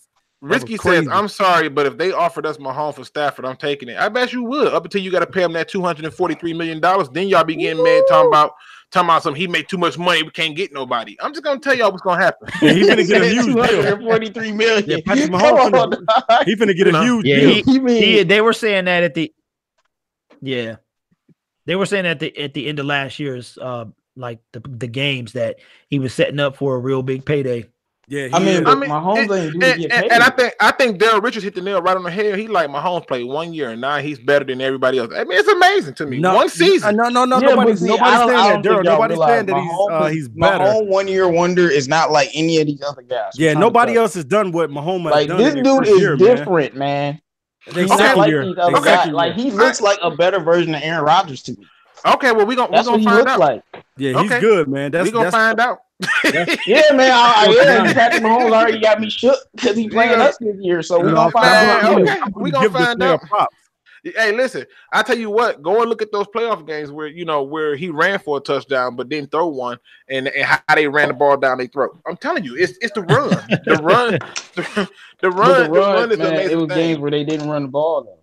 What was the game? That's what I was asking you. The first half of the Patriots game, they didn't run the ball. Second half, they couldn't run the ball, and Mahomes just flung it all over there for 38 points. What Patriots game are you referring to? The playoffs? Yeah. Yeah, they lost, right? Yeah, because Kareem Hunt was there. And the defense just, D4 really lost them the game. They could have stopped D4. Hey, so is it because Patrick Mahomes has Andy Reid as his play caller? Is that the reason? Nah, I think Andy Reid is probably the reason why they didn't go further than they supposed to. He always second guess himself and get away from the game plan. He's a good Andy Reid. He one of them. I remember when people were talking about Sean McVay. Basically, like he outsmarted him. So Andy Reid wanted to you outsmart your own self. Yeah, he somehow gets away from the game plan. He kept trying to play this shootout style of with the thing. And when New England came out and said, "Well, we're gonna take your run away and make your quarterback beat us," they took Tyreek Hill out the game. Oh yeah, so they took away his number one target in Travis Kelce, and then they just kind of blanket Tyreek Hill and said, "Now we dare you to throw the ball." And what happened? I wish I could. They dropped 38 points and lost in OT. We can't act like but that game was very winnable. Yeah, but you got to also understand that in looking at that game, I'm just pointing out to you that after one season, to deem him better than somebody who's been destroyed for years, been getting hit and getting up for years, I feel like that's a little bit unfair because when he's not asked to win the game with the arm, they run the ball first. That's always been the MO of what Andy Reid does. Go back to the Eagles when they had Brian Westbrook. They would find a way to run that ball and then try to pass it. But then the first year where they got Terrell Owens and they tried to go crazy with the passing, they didn't do nothing. They lost in the Super Bowl because they got away from the run. So you gotta have a healthy balance. But it wasn't too many games that they didn't run the ball on. I want to talk about a player that we signed in the free agency. And he's pretty much the highest player that we paid in the free agency, and that's Trey Flowers. What impact do you guys think Trey Flowers is going to have in his first season with the Lions? Derrick, you can go first. Why you want me to go first? Because the way you said it, just like no, you want me to go first. What impact do you think Trey Flowers will have with the Lions in his first season? He's crazy. Well, you know what, man? I'm gonna tell you, man. I'm gonna tell you. I was screaming DN and stuff in the draft and all that stuff, and we know I had a Snickers, a couple of them. But with all that being said, man, I am really excited about this guy. Like, I think he's going to do better than he did in New England. I don't know if it's just like the Lions, the excitement in me or whatever, man. But I feel like maybe the moves that the Lions are, I know this doesn't impact him as a player. But I think he might have heard some of the stuff like, oh, he doesn't get to the quarterback and he gets a lot of pressures. So I think he's going to play harder. Like the $6 million man. So I'm very excited to see this. He got a lot to live up to overall. And I really think he's going to come through, man. Like, I am so excited. I wasn't excited March 11th, like I am now. So I'm excited, man. And I think that he is going to make the quarterbacks are not going to have, along with the rest of the D line, they're not going to have all that time to just hop in the pocket and all of that. We really didn't have anyone can get I'm excited, man. That's good, dude.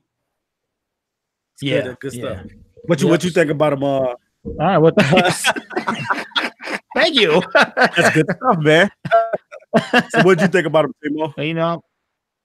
I think that Trey Flowers, I really don't care about numbers, but I definitely think he's gonna have double-digit sacks.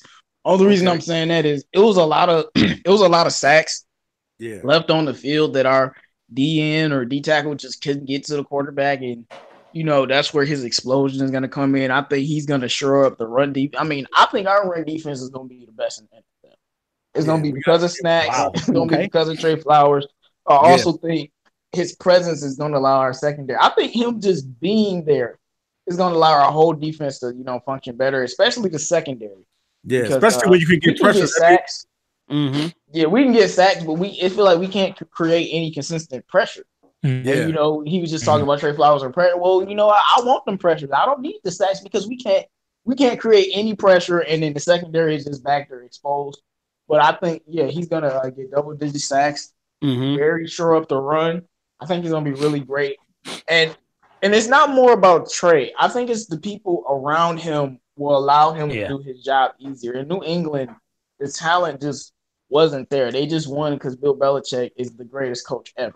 But when you put him around this talent, Jared Davis and Kennard on the back end with the rest of our defensive linemen, I really think that it's going to allow him to play to his maximum ability, and then that's going to allow everybody else to do the same thing. Yeah, that's what I think.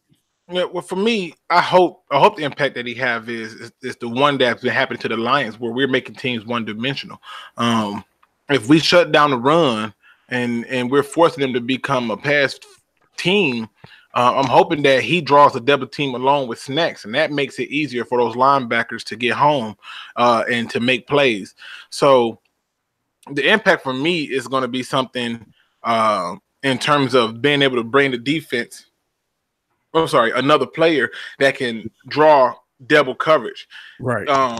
Or at least force them to hold the tight end in when they want to run, and free up the linebackers. I feel like when you watch Jared Davis before Snacks got here, the linemen, fullbacks, the referee, the line judge, everybody was getting to him. I'm like, can y'all keep anybody off this man? I mean, he has to fight through too much. Right. And and I just feel I feel like Jared Davis been lonely out there since he got drafted before Snacks. Hold on, wait. What that say? Phantom Alpha. Devin White has 0 flaws, and he's one of the top cleanest players in the draft. Okay, before we get there, let's keep about Trey Flowers. Yeah, we gonna get to that. Yeah, we gonna stick on Trey Flowers, but when I read now listen, Alpha, let's talk about this. Phantom said that? Okay. I'm gonna make this quick, Alpha. Okay. He don't have no flaws, right? I want you to go and watch the following games. Just watch the following game. Go and watch this game against Georgia. Go and watch this game against Alabama, and go and watch this game against Auburn. Okay, watch those 3 games, and I want you to watch how he constantly over pursues. I want you to watch how he gets stiff-armed in the Auburn game by the quarterback like he was nobody. So and I mean, because I was watching that game. And then on top of that, I want you to go and look at this. Go and look at how he make all his tackles, and you tell me he ain't got no flaw. Every person he tried to hit up high, and he went for a right. Matter of fact, don't even look at that. Just go and look and tell me who he hit and who went backwards, and then we can talk about it. Now back to Trey Flowers. Wait, before you get to Trey Flowers, I just want to say, I just wish a lot of you guys. I know people have lives and stuff, but I wish a lot of you guys just watch some college football, just a little bit of it. He's talking about this game. I didn't even know who Devin White was, and I was watching it. I watched the whole entire Auburn game, and I remember that dude getting stiff arm. I was like, "Ooh, that wasn't good." So just watch a few games. Now, Alpha says he goes low on most of his tackles. I think you might want to go backwards on that. You mean he goes high, and that's what the problem is. When I watch him, he tackling way too high. Way too high. In fact, it was one game. I want to say it was Auburn. He came in and hit the quarterback. The quarterback got the ball away, but he still managed to get helmet to helmet, and the referees didn't call it. He tackles way too high, and that's the thing. That's the thing that always jump out to me about any person, whether it's Trey Flowers, whether it's Jared Davis, is whoever that person is, if you're making a tackle, understand who you tackling. Please don't try to hit Jerome Bettis or Marshawn Lynch up high. Your feelings will be hurt. They're gonna try to hit Kerryon Johnson up high, see what happens. Man, listen, every person who tried to hit Kerryon Johnson, slim frame to knock you down. Bro, listen, Kerryon Johnson. Kiko Alonso, how you doing? Listen, Kerryon Johnson, the only player I ever seen in a long time in the Lions uniform, that when you try to hit him up high, he still from you so vicious, and it don't even look like it's violent, but the way the guy fall make it look even worse. Like you can't hit a person that high, and that's where the problem come in at for me in terms of it. Lions are getting Flowers at the right time in his career. These linebackers, what do y'all think they're gonna do to Kerryon? Because that's the kind of talent they're gonna be going. Like, you think Devin White is gonna shut down Kerryon Johnson? Do you give him that respect? Man, listen. No. Listen. Based on what I seen Devin White do, Devin White better not hit Kerryon up high. Okay. I think Khalil actually give him some problems though. Hey, listen, I tell you what. I tell you what. Go and ask Jeff Heath what it's like to hit Kerryon up high. Go and watch. Yeah, I know. You like how they bring it up today, Luke? Yeah, he smelled blood in his. He smelled blood after that truck. He smelled blood. What? He didn't come back after that, man. Bro, like I said, he didn't come back. He didn't come back after that. RP Jeff. Yeah, he didn't come back after RP haha Clinton Dix. Wait a minute. Hold on. He says, bro, he can cover tight ends and wide receivers at 240. He ran a 4.4.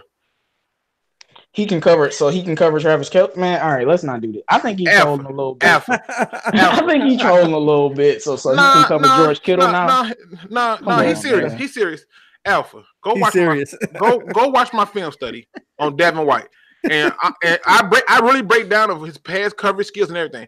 Go and watch and you show me where he's running with receivers and tight ends. Show me where he's doing that. What game was that? Please tell me the game, because I must have missed it. Now, I know my eyes ain't what they used to be years ago, Wait, but I ain't got that play old. Alabama? Man, listen, bro. Listen. Yeah, I think they did. And then Alabama whoop on them? You ain't gonna see Devin White nowhere near Irv Smith. You hear me? Right. You ain't gonna see him nowhere near him. Now, Gang TV says Devin White is a first round player, though he just needs work. Now, I agree with that, Gang. I think he could be worth the first round pick. I agree with that, Gang. But to sit there and say he don't have no flaws, that's like sitting there saying that in my old age I ain't got no flaws, even though in high school I was probably about at least 75 pounds lighter. So I'm just saying, it just doesn't make that doesn't make sense to me. I look for the player. Yeah, what you think about Trey Flowers? Let's get back. What I think about Trey Flowers? The impact he's gonna have, man. I think he's gonna definitely have an impact. How much he's gonna have, I don't know, because the main point of Trey Flowers coming to the team is that he's a versatile player, and they're gonna have him everywhere, all over the field.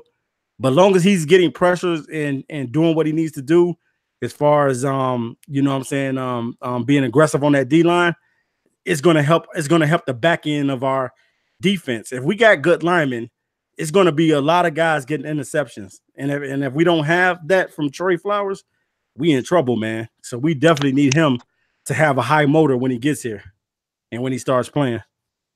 Yeah, see, the thing that Trey Flowers brings to you is he brings a versatility. You can line him up in a 2-4-6 set and not even know that he's a D tackle. It's that confusing that makes him so special. So, and I didn't know he was that small. I didn't know he was 6'2". I thought he was bigger than that. I mean, Khalil Mack not that tall. Yeah, Khalil Mack is 6'3". But hey, man. I guess Aaron Donald not that tall. Aaron Donald, he's 6'1". But yeah, I didn't know. I thought he was a little bit bigger. He looks bigger, when you see him in uniform. No, he looks huge. Listen, I remember when the Lions drafted Ndamukong Suh, right? So I went to one of their practices, right? So they had the little open practice, right? So Ndamukong Suh walks up, right? And I'm looking at Ndamukong Suh, and I'm just literally looking at his neck. I didn't look at anything else but his neck, bro. Like, I was just like, okay, this is okay. I look at this man's neck, right? Yeah. And so I'm sitting up there, and I'm looking at his neck, and then I look at the next best D tackle on our team at the time, which was like Nick Fairley. And so I'm looking at his body, and I'm like, do anybody realize how big this man really is? Like, do y'all not see how? No wonder he got this wildlife name like Ndamukong Suh. This dude don't even look human. and it's so funny. It's so funny because when I was thinking about some of these other players, like when I met Stephen Tulloch, he's standing right next to me, bro, and I was so upset. I was like, wait a minute, how am I taller than you? What? Is this real? So it could be, because it could be a little bit confusion, on the TV versus in real life. With them pads on, everybody look like Juggernaut. When them pads come off, you start to wonder when you stand next to him, like, nah, I know you ain't doing all this. That's not possible. Bro, Aaron Donald's 6'1", bro. Man, Tom Brady look like somebody's father, but he can throw that ball. He look like somebody's father's father, but he can throw that ball. So it's just one of those little things. Okay. Now I can tell you this much. In terms of the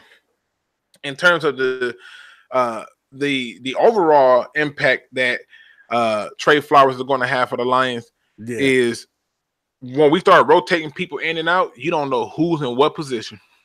You ain't gonna never know who that is. You may look up, and that's why I thought about this long and hard. Yeah. If they trade that pick, I think Jalen Ferguson is going to be the pick. I'll take him. I think it's either going to be him or the safety Abraham. But Jonathan Abraham from Alabama. No, that's Thompson from Alabama. State. Mississippi State Abraham. But I think that they're going to take Jalen Ferguson. They've met with this guy twice. I told you, and that was one of the guys I did a video on. What round is Jalen Ferguson? projection in? Second and third. He was originally projected. That makes you think they're gonna take an offensive lineman first round? Nah, not at 8. Not if they stuck at 8. If they trade down, I always thought we was assuming they was gonna trade. Right. I mean, if they trade down, everything on the table. Oh, actually, everything. Yeah, my bad. Actually, first round, second and third. He could be a first round pick. Yeah. Patrick Taylor said Ed Oliver's a solid player. I like Ed Oliver, but Ed Oliver sometimes Ed Oliver to me, I think needs to work on his hands. But for the most part, the one thing about Ed Oliver that jump out to me is he come off that ball, but a lot of times he come off that ball slow, and that kind of rubs me the wrong way. But I think he's a very good player. But I just feel like I think Matt Patricia could coach him up too, though. Now, John Hannon says the safety from Delaware is the best safety in this draft. Who the safety from Delaware? Who is that? Taylor Rapp. I will go with Taylor Rapp. I go with Taylor Rapp. I do like Taylor Rapp. That was the first one. Listen, I just said. Here's my thing. I saw the film on Nazarly, and I was like, "Oh, okay, this he's doing his thing, right? He's all right, but he's not real." Yeah, right. And I'm just looking at it. And I'm saying he has to be a perfect scheme fit for Adderley to truly stand out, in my opinion. To be honest with you, I think if Adderley is selected by us, then they have a plan for him. But I think if Adderley goes to, say, a team like, he goes to the Houston Texans, he'll be used better than he would here, in my opinion. You talking about Nasir Adderley, right? Yeah. Nasir. Yeah. So I mean, you can't just call him the best though. Yeah. I mean, I like Taylor Rapp. Taylor Rapp. I like Taylor Rapp. Taylor Rapp is probably Taylor Rapp. I mean, I know Derwin James was special, but I feel like Taylor Rapp one of the best safety prospects I've seen in a while. Yeah, Taylor Rapp. I think he's gonna be great. He got good. Yeah, he do got good ball skills. It's them ball skills, man. Now, Ellen Jackson says Devin White is a run. He's a running back learning to play linebacker, and that's probably what the problem is. To be honest with you, exactly. He learned running back being my linebacker. Yeah, he learned at the wrong time. White is more athlete than football player at this point in his development. That's what we saying, man. Like, he is a first round talent, but I just want a player more developed. That's going to tackle, has good fundamentals. Yeah, right. Now that's another linebacker out there that's pretty solid that nobody's talking about, and that's the guy from Akron, Jamal Davis, I believe. Now I did start film study on Jamal from Akron, and Jamal from Akron to me, till right now, has the fastest jump at the snap that I've seen. That's where my praise stopped. Okay, that's what your praise. That's what said. What do we got? Byron Murphy and Taylor Rapp. Oh my goodness, I'll be dancing, bro. We got Byron Murphy and Taylor Rapp. Oh my goodness. Yeah. See, the problem with Jamal is watch Jamal. When you grab Jamal act like he really got hemmed up by his mother, and he want to hit you back, but he can't.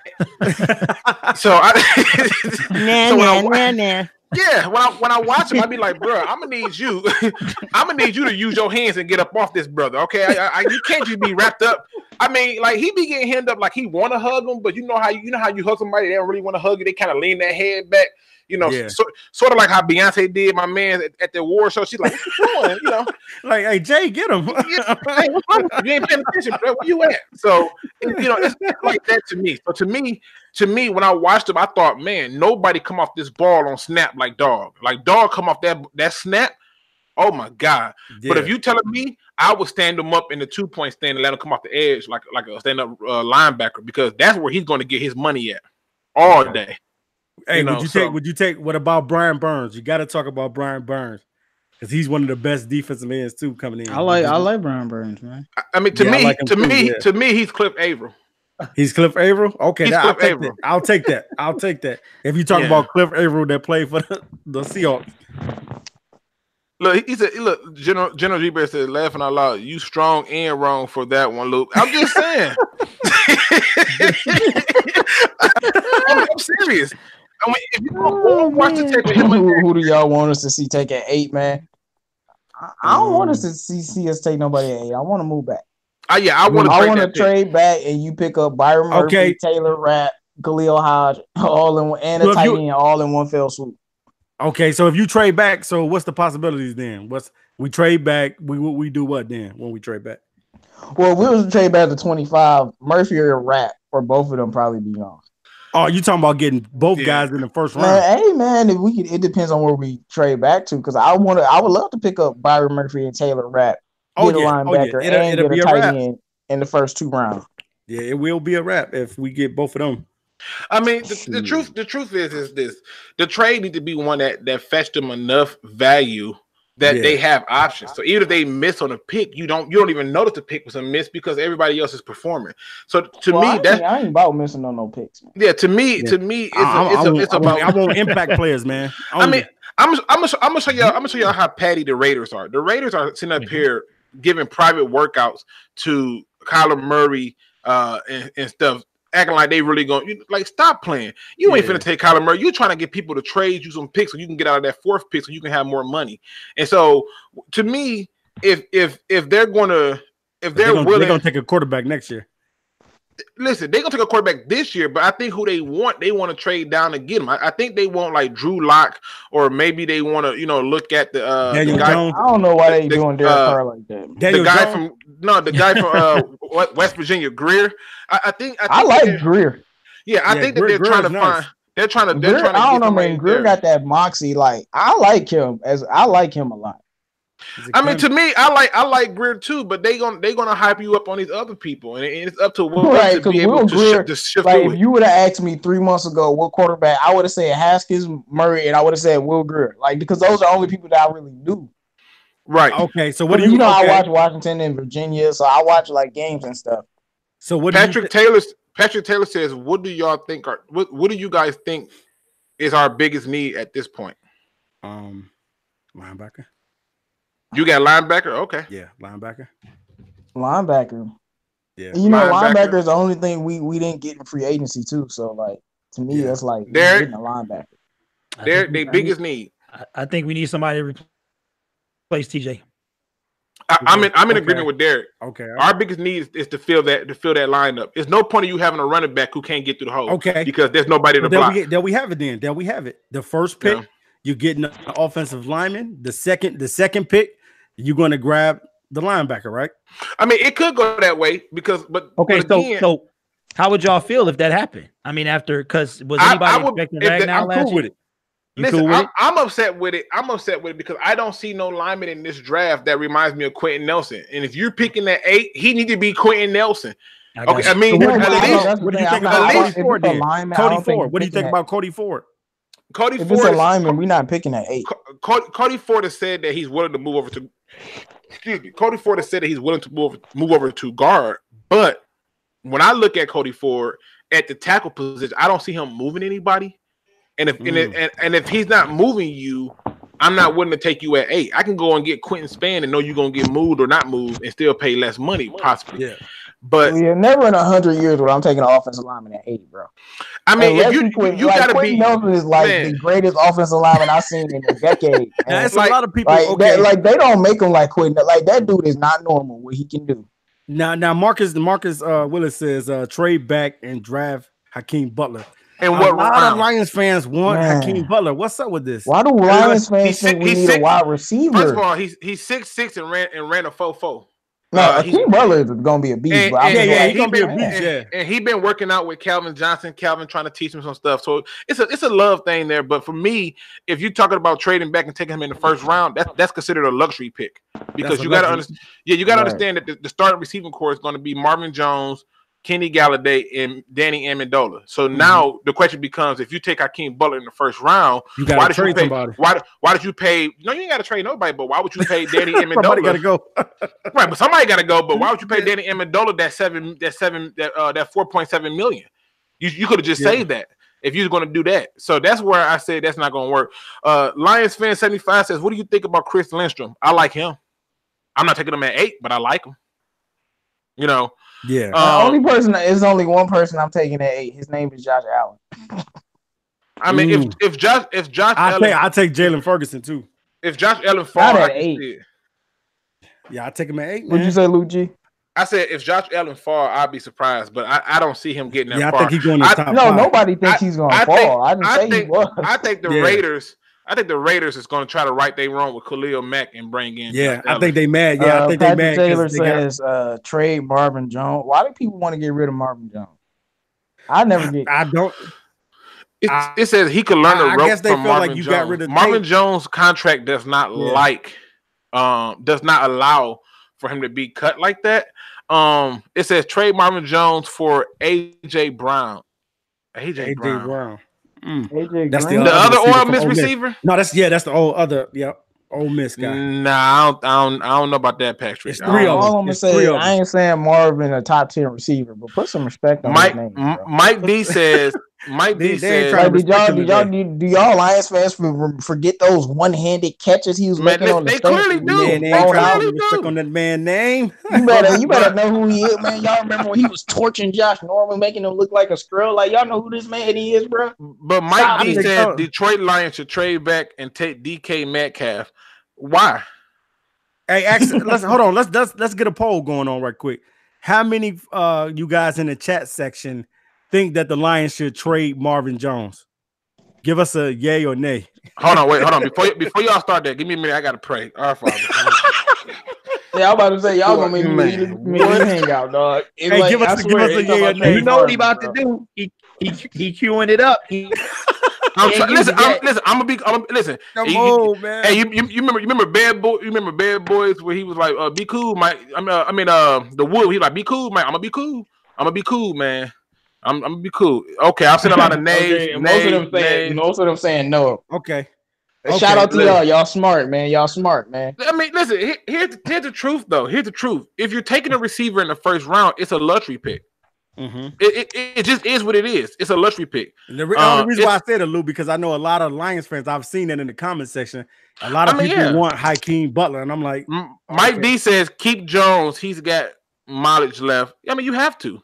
Right. Mars Lander says trade Jones, trade MJ. Heck no. Like, yeah, no, not worth the cap hit. Of course not. I mean, now look, I see trade Riddick. Yeah, Riddick is he's definitely gone. Release Riddick. Riddick is gone. The only way would you take Duke Johnson for Riddick?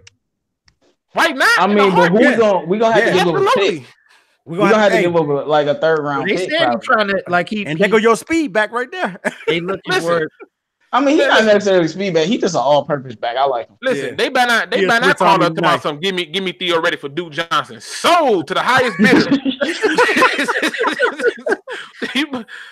You better not. But I think if y'all look up and see Theo Ready, if Theo Ready restructures his contract, we in trouble. He's gonna probably stay. Riddick, you know you want to get paid, bro. Stop playing. Risky says, "What about Marvin Jones for Dante Hightower? We don't have the cap space to add Dante Hightower." And still no.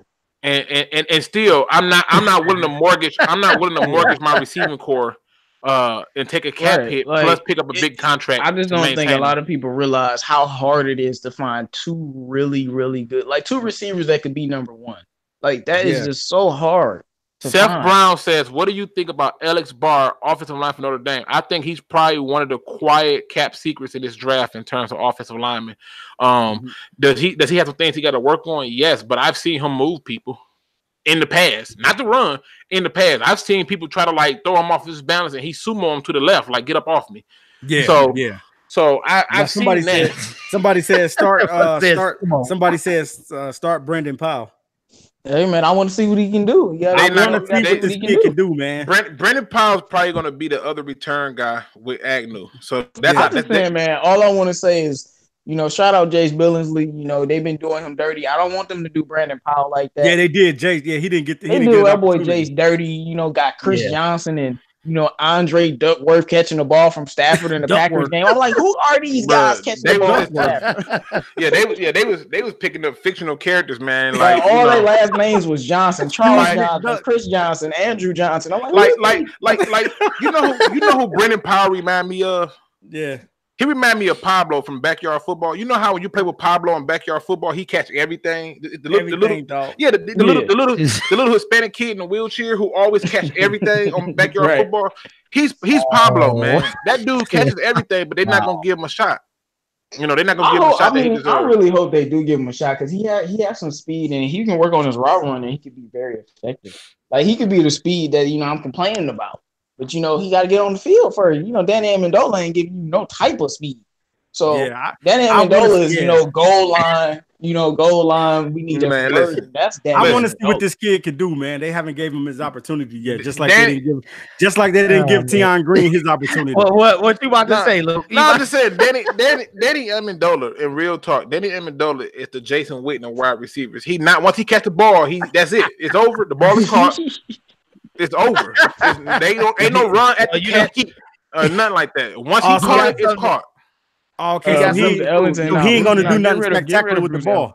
I mean, listen, he's gonna run his routes and stuff like that. Trust me, he's gonna get his chance to get the ball. The problem is once he catch it, just know that was it. He's going down. Yeah, listen. Right, so you got to be a bird of sticks. As soon as somebody, if you need 9, he better get you 9, huh? Listen, right. I mean, right. He better run the full 9 and stop. No, Danny to if he need 9, I need you to go 20 yards out. and listen, I'm telling you, listen, Lions fans. I really want y'all to understand. I really want y'all to understand how good y'all have it. Y'all don't even understand how good y'all have it. And I'm gonna tell you why I say that. Just imagine if we picked up John Gruden. That man got rid of everybody young and brought in everybody his same age. Okay, we can literally have the geriatric squad of the NFL right now. He picked up Luke Wilson. Yeah, he don't added Nevin Lawson. Imagine if he was our head coach. Yeah, Luke Wilson and Nevin Lawson is still on this team. Wow. Hey, where did Luke Wilson go? To the Raiders. Oh, I didn't know the Raiders. Apparently the Patriots picked up Bruce Ellington. Who cares? Oh. Yeah, he'll be cut. Okay. Yeah, he'll be cut. Right, come on, man. He just a camp body. They don't use him. They gonna use him. Going to my Stafford defense because we had all these no-name receivers and Stafford still was balling with these trash receivers, man. I think the Patriots they're gonna go out the receiver, man. I definitely think they are. Marcus Landon says, "What if we picked up DJ Fluker at right guard?" Waste of energy. I've never been a fan of DJ Fluker. They don't try everything. He don't play every position on the line. Yeah, he's had a good season and a half, and the rest of them have been learning. I mean, yeah, you can like him, but when we pick him up and your quarterback and running back get destroyed, we're gonna see how much love you got for him afterwards. I'm telling you, man, I'm gonna see him in the street. Bro. It's risky the nail on the head. Wait, Mike D says, wait, hold on. Hey guys, we're gonna wrap it up around 9:30. D hold teams to 17 points at the end of the season, and we still couldn't win. Wide receivers needed. Did you forget Kerryon Johnson and Marvin Jones were hurt, or no? Wait a minute. He said, was anybody else watching our D hold team to 17? What defense you was watching? No, he talking about at the end of the season. At the end of the season, but regardless, our wide receivers was all hurt. It was just Kenny Galladay. Listen, it was Kenny Galladay, and matter of fact, let's play a game, people. Let's play. Name that up. Let's play. Who can get separation? Let's play. You know what you say, TA? You said we doing what? Who can get separation? Who can get separation? No, we're going to name that receiver, bro. Stop it. At the Kenny Galladay, I'm trying to figure out who the other person is you thought that they should have been scoring points with. I mean, matter of fact, forget the receiver. Name the tight end. Who's the tight end that was a threat? Which team? That's the point I'm trying to make right there. Which team? He got to know which team. You know, who's the tight end that was a threat? I mean, y'all have to... Bro. And he didn't have Kerryon Johnson either, bro. It was literally Kenny Galladay and it was Kenny Galladay, Luke G, Gridiron, Derrick P. Fields, and Noble out there. Like that's who was out there, bro. Like it was like we was out there with Stafford balling, dog. It was us and Kenny G, dog. Like come on, dog. Listen, and take it a step further though. Take it a step further. Their receiver core was destroyed. The tight ends, there was no legit tight end out there for him. And Kerryon Johnson, for whatever reason, earlier in the season, wasn't given the ball. And when he was given the ball, and he got this little niggling injury that he could have played on, they shut him down. So towards the end of the season, I can't tell you what game we was holding people to 17 points on, but clearly, if you want to know who the other people was opposite of Kenny Galladay, I mean, just go walk down Mack Avenue. I promise you can find somebody. Right. So it's one of the things. Yeah, look, I was too old to be out there, man. I was to get man. When Kerryon Johnson and Marvin Jones was on IR, I'm like, season over.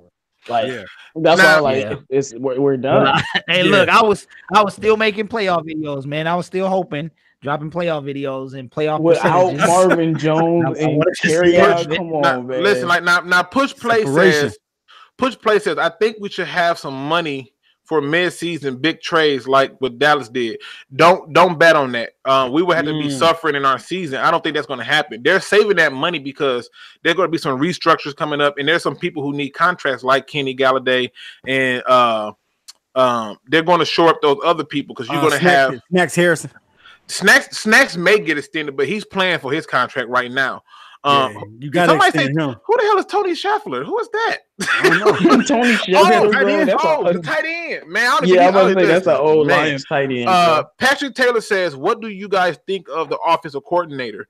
I'm gonna let him call some snaps for the Lions, but what I saw out of him with the Minnesota Vikings and the Seahawks, I like the signing. What I would say is see me week 6, and I'll tell you. Right. like I'm gonna go in like no, I'm not high, not low. See me week 6, and we're gonna talk. That's all I gotta say. Marcus Willis says, "Get that man Snacks his money. They gonna make him play for it. That's the Patriots way. They're not banking their money. They're about having cap space. So if they need to make a move that matter, they can." Hey, go ahead and let Snacks make the Pro Bowl then, man. I like Snacks, man. As long as he's productive, I don't got a problem with it. Daniel Griff says, "We did get spoiled with Calvin Johnson and Golden Tate." I didn't. I got irritated with both of them, especially Calvin Johnson, man. Calvin Johnson to irritate me, man, because like he would make the most amazing, difficult catch, but then the most easiest catch, it was like he just didn't make no effort to try to catch it, or like when he fumbled the ball against Seattle, I was so irritated. But I do love the player. Golden Tate would irritate me because he was doing too much on his way to the end zone. He wanted to moonwalk, jump on segways. Golden Tate was the most disrespectful receiver. Grab a presser. It was just too much, in my opinion. And I just, when he did that front flip and landed on his butt, I was like, if he break his tailbone, that was my guy, man. That was my guy. He bought the antics. I was hoping nobody bought the antics like Golden Tate did, man. I was about to say, there's only a few things that I love about Golden Tate. Third down, how he's a Saints killer, and flipping on the Viking. Like, dog, I love that, man. That's my play. In their first game at home, bro. They never gonna forget that flip in their face, bro. Man, listen, that's the one when he scored in OT, right? Yeah. Win the game. Ain't that when he did? Listen, I remember watching Golden Tate take off on somebody, right? And as he's doing it, the guy hits him and he walks into the end zone, right? Yeah. And I'm looking at him and I'm thinking to myself, like, oh my God, I wish I was that defender, because the minute I'd have hit him anyway. Like you could see the defender wanted to, because he was so disrespectful. But they pulled up and I was like, y'all are so much better than me as a person, because I would have let him have it. Ain't nobody wanted to try Golden Tate though. They couldn't get him. The problem was you couldn't get a good enough hit him, and that's probably why the Lions ran so many wide receiver screens to him, which I thought was stupid. Because it's 3rd and 15. He ain't Jesus. You acting like he finna just warp through everybody. Like man, 3rd and 15, we running the ball with Theo. Right? Like, are you serious? Now I know. Now I see. We got some questions about Lord Jesus. Hey, we're gonna wrap it up around. They were talking about Oliver. 10:35, guys. We're gonna wrap it up. Okay, that's cool. I see we got some questions about what's this guy's name? Kalen Saunders, the defensive tackle out of Western Illinois, and they said, what Kalen Saunders. I think I'm pronouncing his name right. I mean, the boy is a big boy. I know he's Richard is funny. I know Kalen Saunders from Illinois. Yeah, he is, man. He by far the funniest. That's a big boy. They said, what about him in the 3rd and 4th round? I don't think that they're going to be grabbing too many deep tackles, but it depends on how the draft go in terms of after that 2nd round. If the 2nd round, go ahead. Nobody made mention of Quentin Williams, man. I know he's going high. Quentin Williams from Alabama. Man. Listen, you know why they ain't talking about him? Because that's like us talking about Holly Berry. None of us got a chance, but yet none of us got a chance. Right? You said we talk about Quentin Williams is like when I was talking about getting Saquon Barkley. Like, come on, so stupid. So we ain't even touching them. Quentin Williams don't exist, bro. Man, listen, he don't even exist. Listen, Quentin Williams fall to 8. They gonna find a spot for that man on his team. You understand me? Yes. Quentin Williams has a very particular set of skills, and I think he would be great. But at the end of the day, I do not know I just doubt he fall that far. There's no way he's falling there. I don't see it. He Like, ain't every going team, past. So every you team don't that think he's going past five? every team that passed on him, GM gonna get fired. Like, there's no way. Marcus Willis says, Luke, I got a chance with Holly. Well, yeah, she ain't. That's because she ain't the same. I was Holly. about to say, Holly Berry kind of crazy though. So yeah, she ain't the same. She ain't the same. Daryl Richards said Will think Graham Glasgow is garbage, and am I the only one? I don't think Glasgow is garbage, but I think he's left guard trying to play center. You know what the sad part is I really think he's better at center. I remember him playing guard. Yeah, I remember him playing guard, and there were some games where I'm like, if you're not gonna move him, turn him, and if you're not gonna turn him, just go back to the center. Yep. And to me, the thing, man, I don't know, man. Listen, I don't got enough for these Vikings and these Bears, dog. But see, if you listen to a lot of the old stuff back then, J-Mo, you will hear me say it over and over. I wanted to go and get Quentin Spann, and I wanted AJ Kane so we could move Frank Ragnow to center because I can't. Graham Glasgow the center is supposed to be an extension of the quarterback, and I don't feel like Graham Glasgow is calling out the right stuff, and I don't think that he's setting them up in a way that puts them in the best position to win, in my opinion. I'm just tired of having these centers that's subpar. Like when Atlanta went on that, went to the Super Bowl, what they do? They changed their center, and that was basically it. Right, and to me, Graham Glasgow, I'm not gonna say he's trash, but he certainly needs to be better at. He's the center. I just think that he'll be a good backup. And it sounds like you guys saying that we need to draft the O lineman. That's what it sounded like. Yeah, but we're not at 8. You don't have to force it at 8. You see what I'm saying? Just because it's a need, don't mean that you don't have depth there. I know it's a lot of linemen coming into the. I know it's a lot of linemen coming into the league. So now D-Town says Jerry Tiller, what do you think of Luke? He probably think I'm crazy. But the one thing about Luke sticks to the facts, and I try to give it to you in a way that we can all understand and relate to it. I don't do anything based on emotion. I do it based on what I saw in film. Hey, Luke, I think he's asking you about Jerry Tillery. Jerry. Oh, yeah. See, Luke, that's how you know he's crazy. Look, man, I'm a fat guy.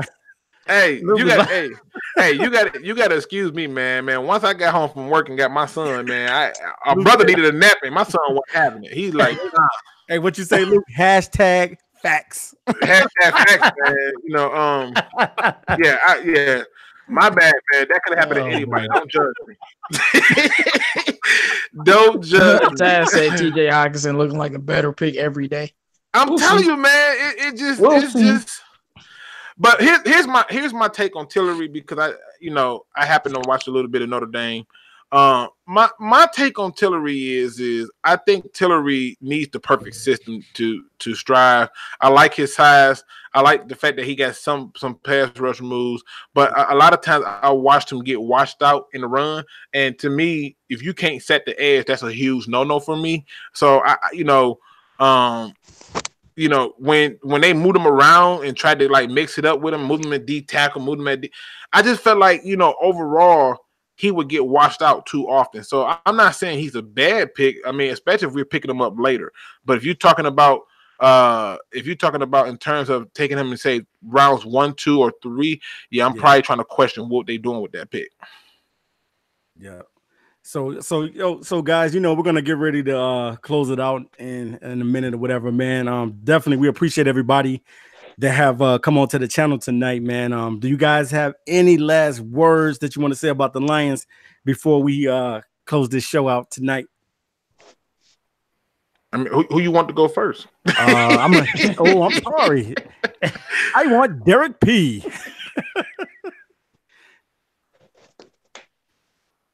Did Derrick P? Oh, he called me. Yeah. What in the world? Man, the internet, bro. Y'all been going out every other word, man. Y'all have been going up. I done disconnected Wi-Fi. Just want to know what, and I still can't hear want to know your final words on the Lions, man. Man, I'm excited, man. Mm-hmm. I'm like, I don't think I've ever been more excited during an off season, man. I know that's a lot to impart to y'all guys, just to being so into it. Usually it's like, the season's over, free agency, whatever, man. But I'm so hyped for this draft. like I got a little countdown going on, man. I usually watch it, but this year I am super stoked, man. So I'm looking forward to that, man. Can't wait till that get here. That's what's up. Absolutely. So Mr. Luke Phil. All right, let me get it review. Luke Phil. Brother. All right. Now I'm reading his messages from Taz. It says, just want to say I like your video, Luke, about the positive media coverage. Salute to all you brothers. Let's go Lions. Appreciate it, man. Really appreciate it. Yeah, we appreciate it, bro. Thanks, definitely.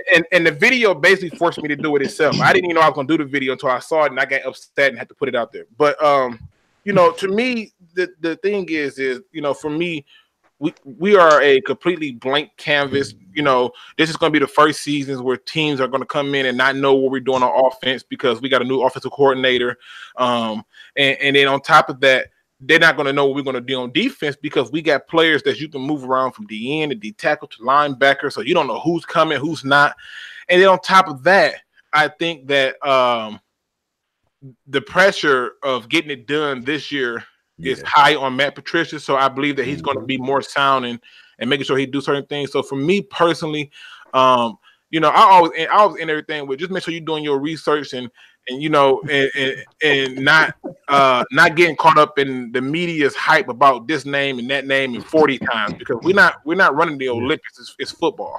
Right. I feel you, Luke. I feel you. Hey, J-Mo, you got anything to say about the Lions before we? I got something to say about the Lions, and I got something else. Okay. First of all, I love that we got CJ Anderson. And I just feel like in totality, as we talk about, you know, this every week, just let me know. I keep saying that Bob Quinn knows what he's doing. He knows what he's doing. And I feel like this year compared to the other years, he was able to clear out all of the bad things and the bad players. And I'm not saying that they had their bad people, but I'm just saying that wasn't right for the organization. And now that's why you see a lot of moves being made because the system is working. And I think we're going to win a lot of games next year. That's just all I got to say. And I do want to say to rest in peace to Nipsey Hussle and prayers to his family. Yeah, young definitely. Black brother just trying to help his community, you know, shot in front of the spot that he built to help his community. But, you know, besides all that, man, go Lions, man. Go Lions all day long. Okay, guys, and we thank everybody for being on the show tonight. Tonight I hosted TA. Definitely is going to be on somebody else's channel, whether it be Luke G or Derrick P's channel. Definitely, guys, is gonna be on either one of those channels probably Thursday. But definitely, man, we appreciate everybody. Make sure you subscribe to 313 JMO's channel. Make sure you subscribe to Luke G's channel.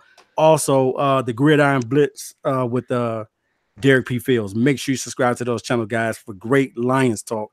That's what we're going to do. We're going to keep it real on here, guys. Keep it 100 with you guys. And definitely, man, until next time, guys, we'll be back to you.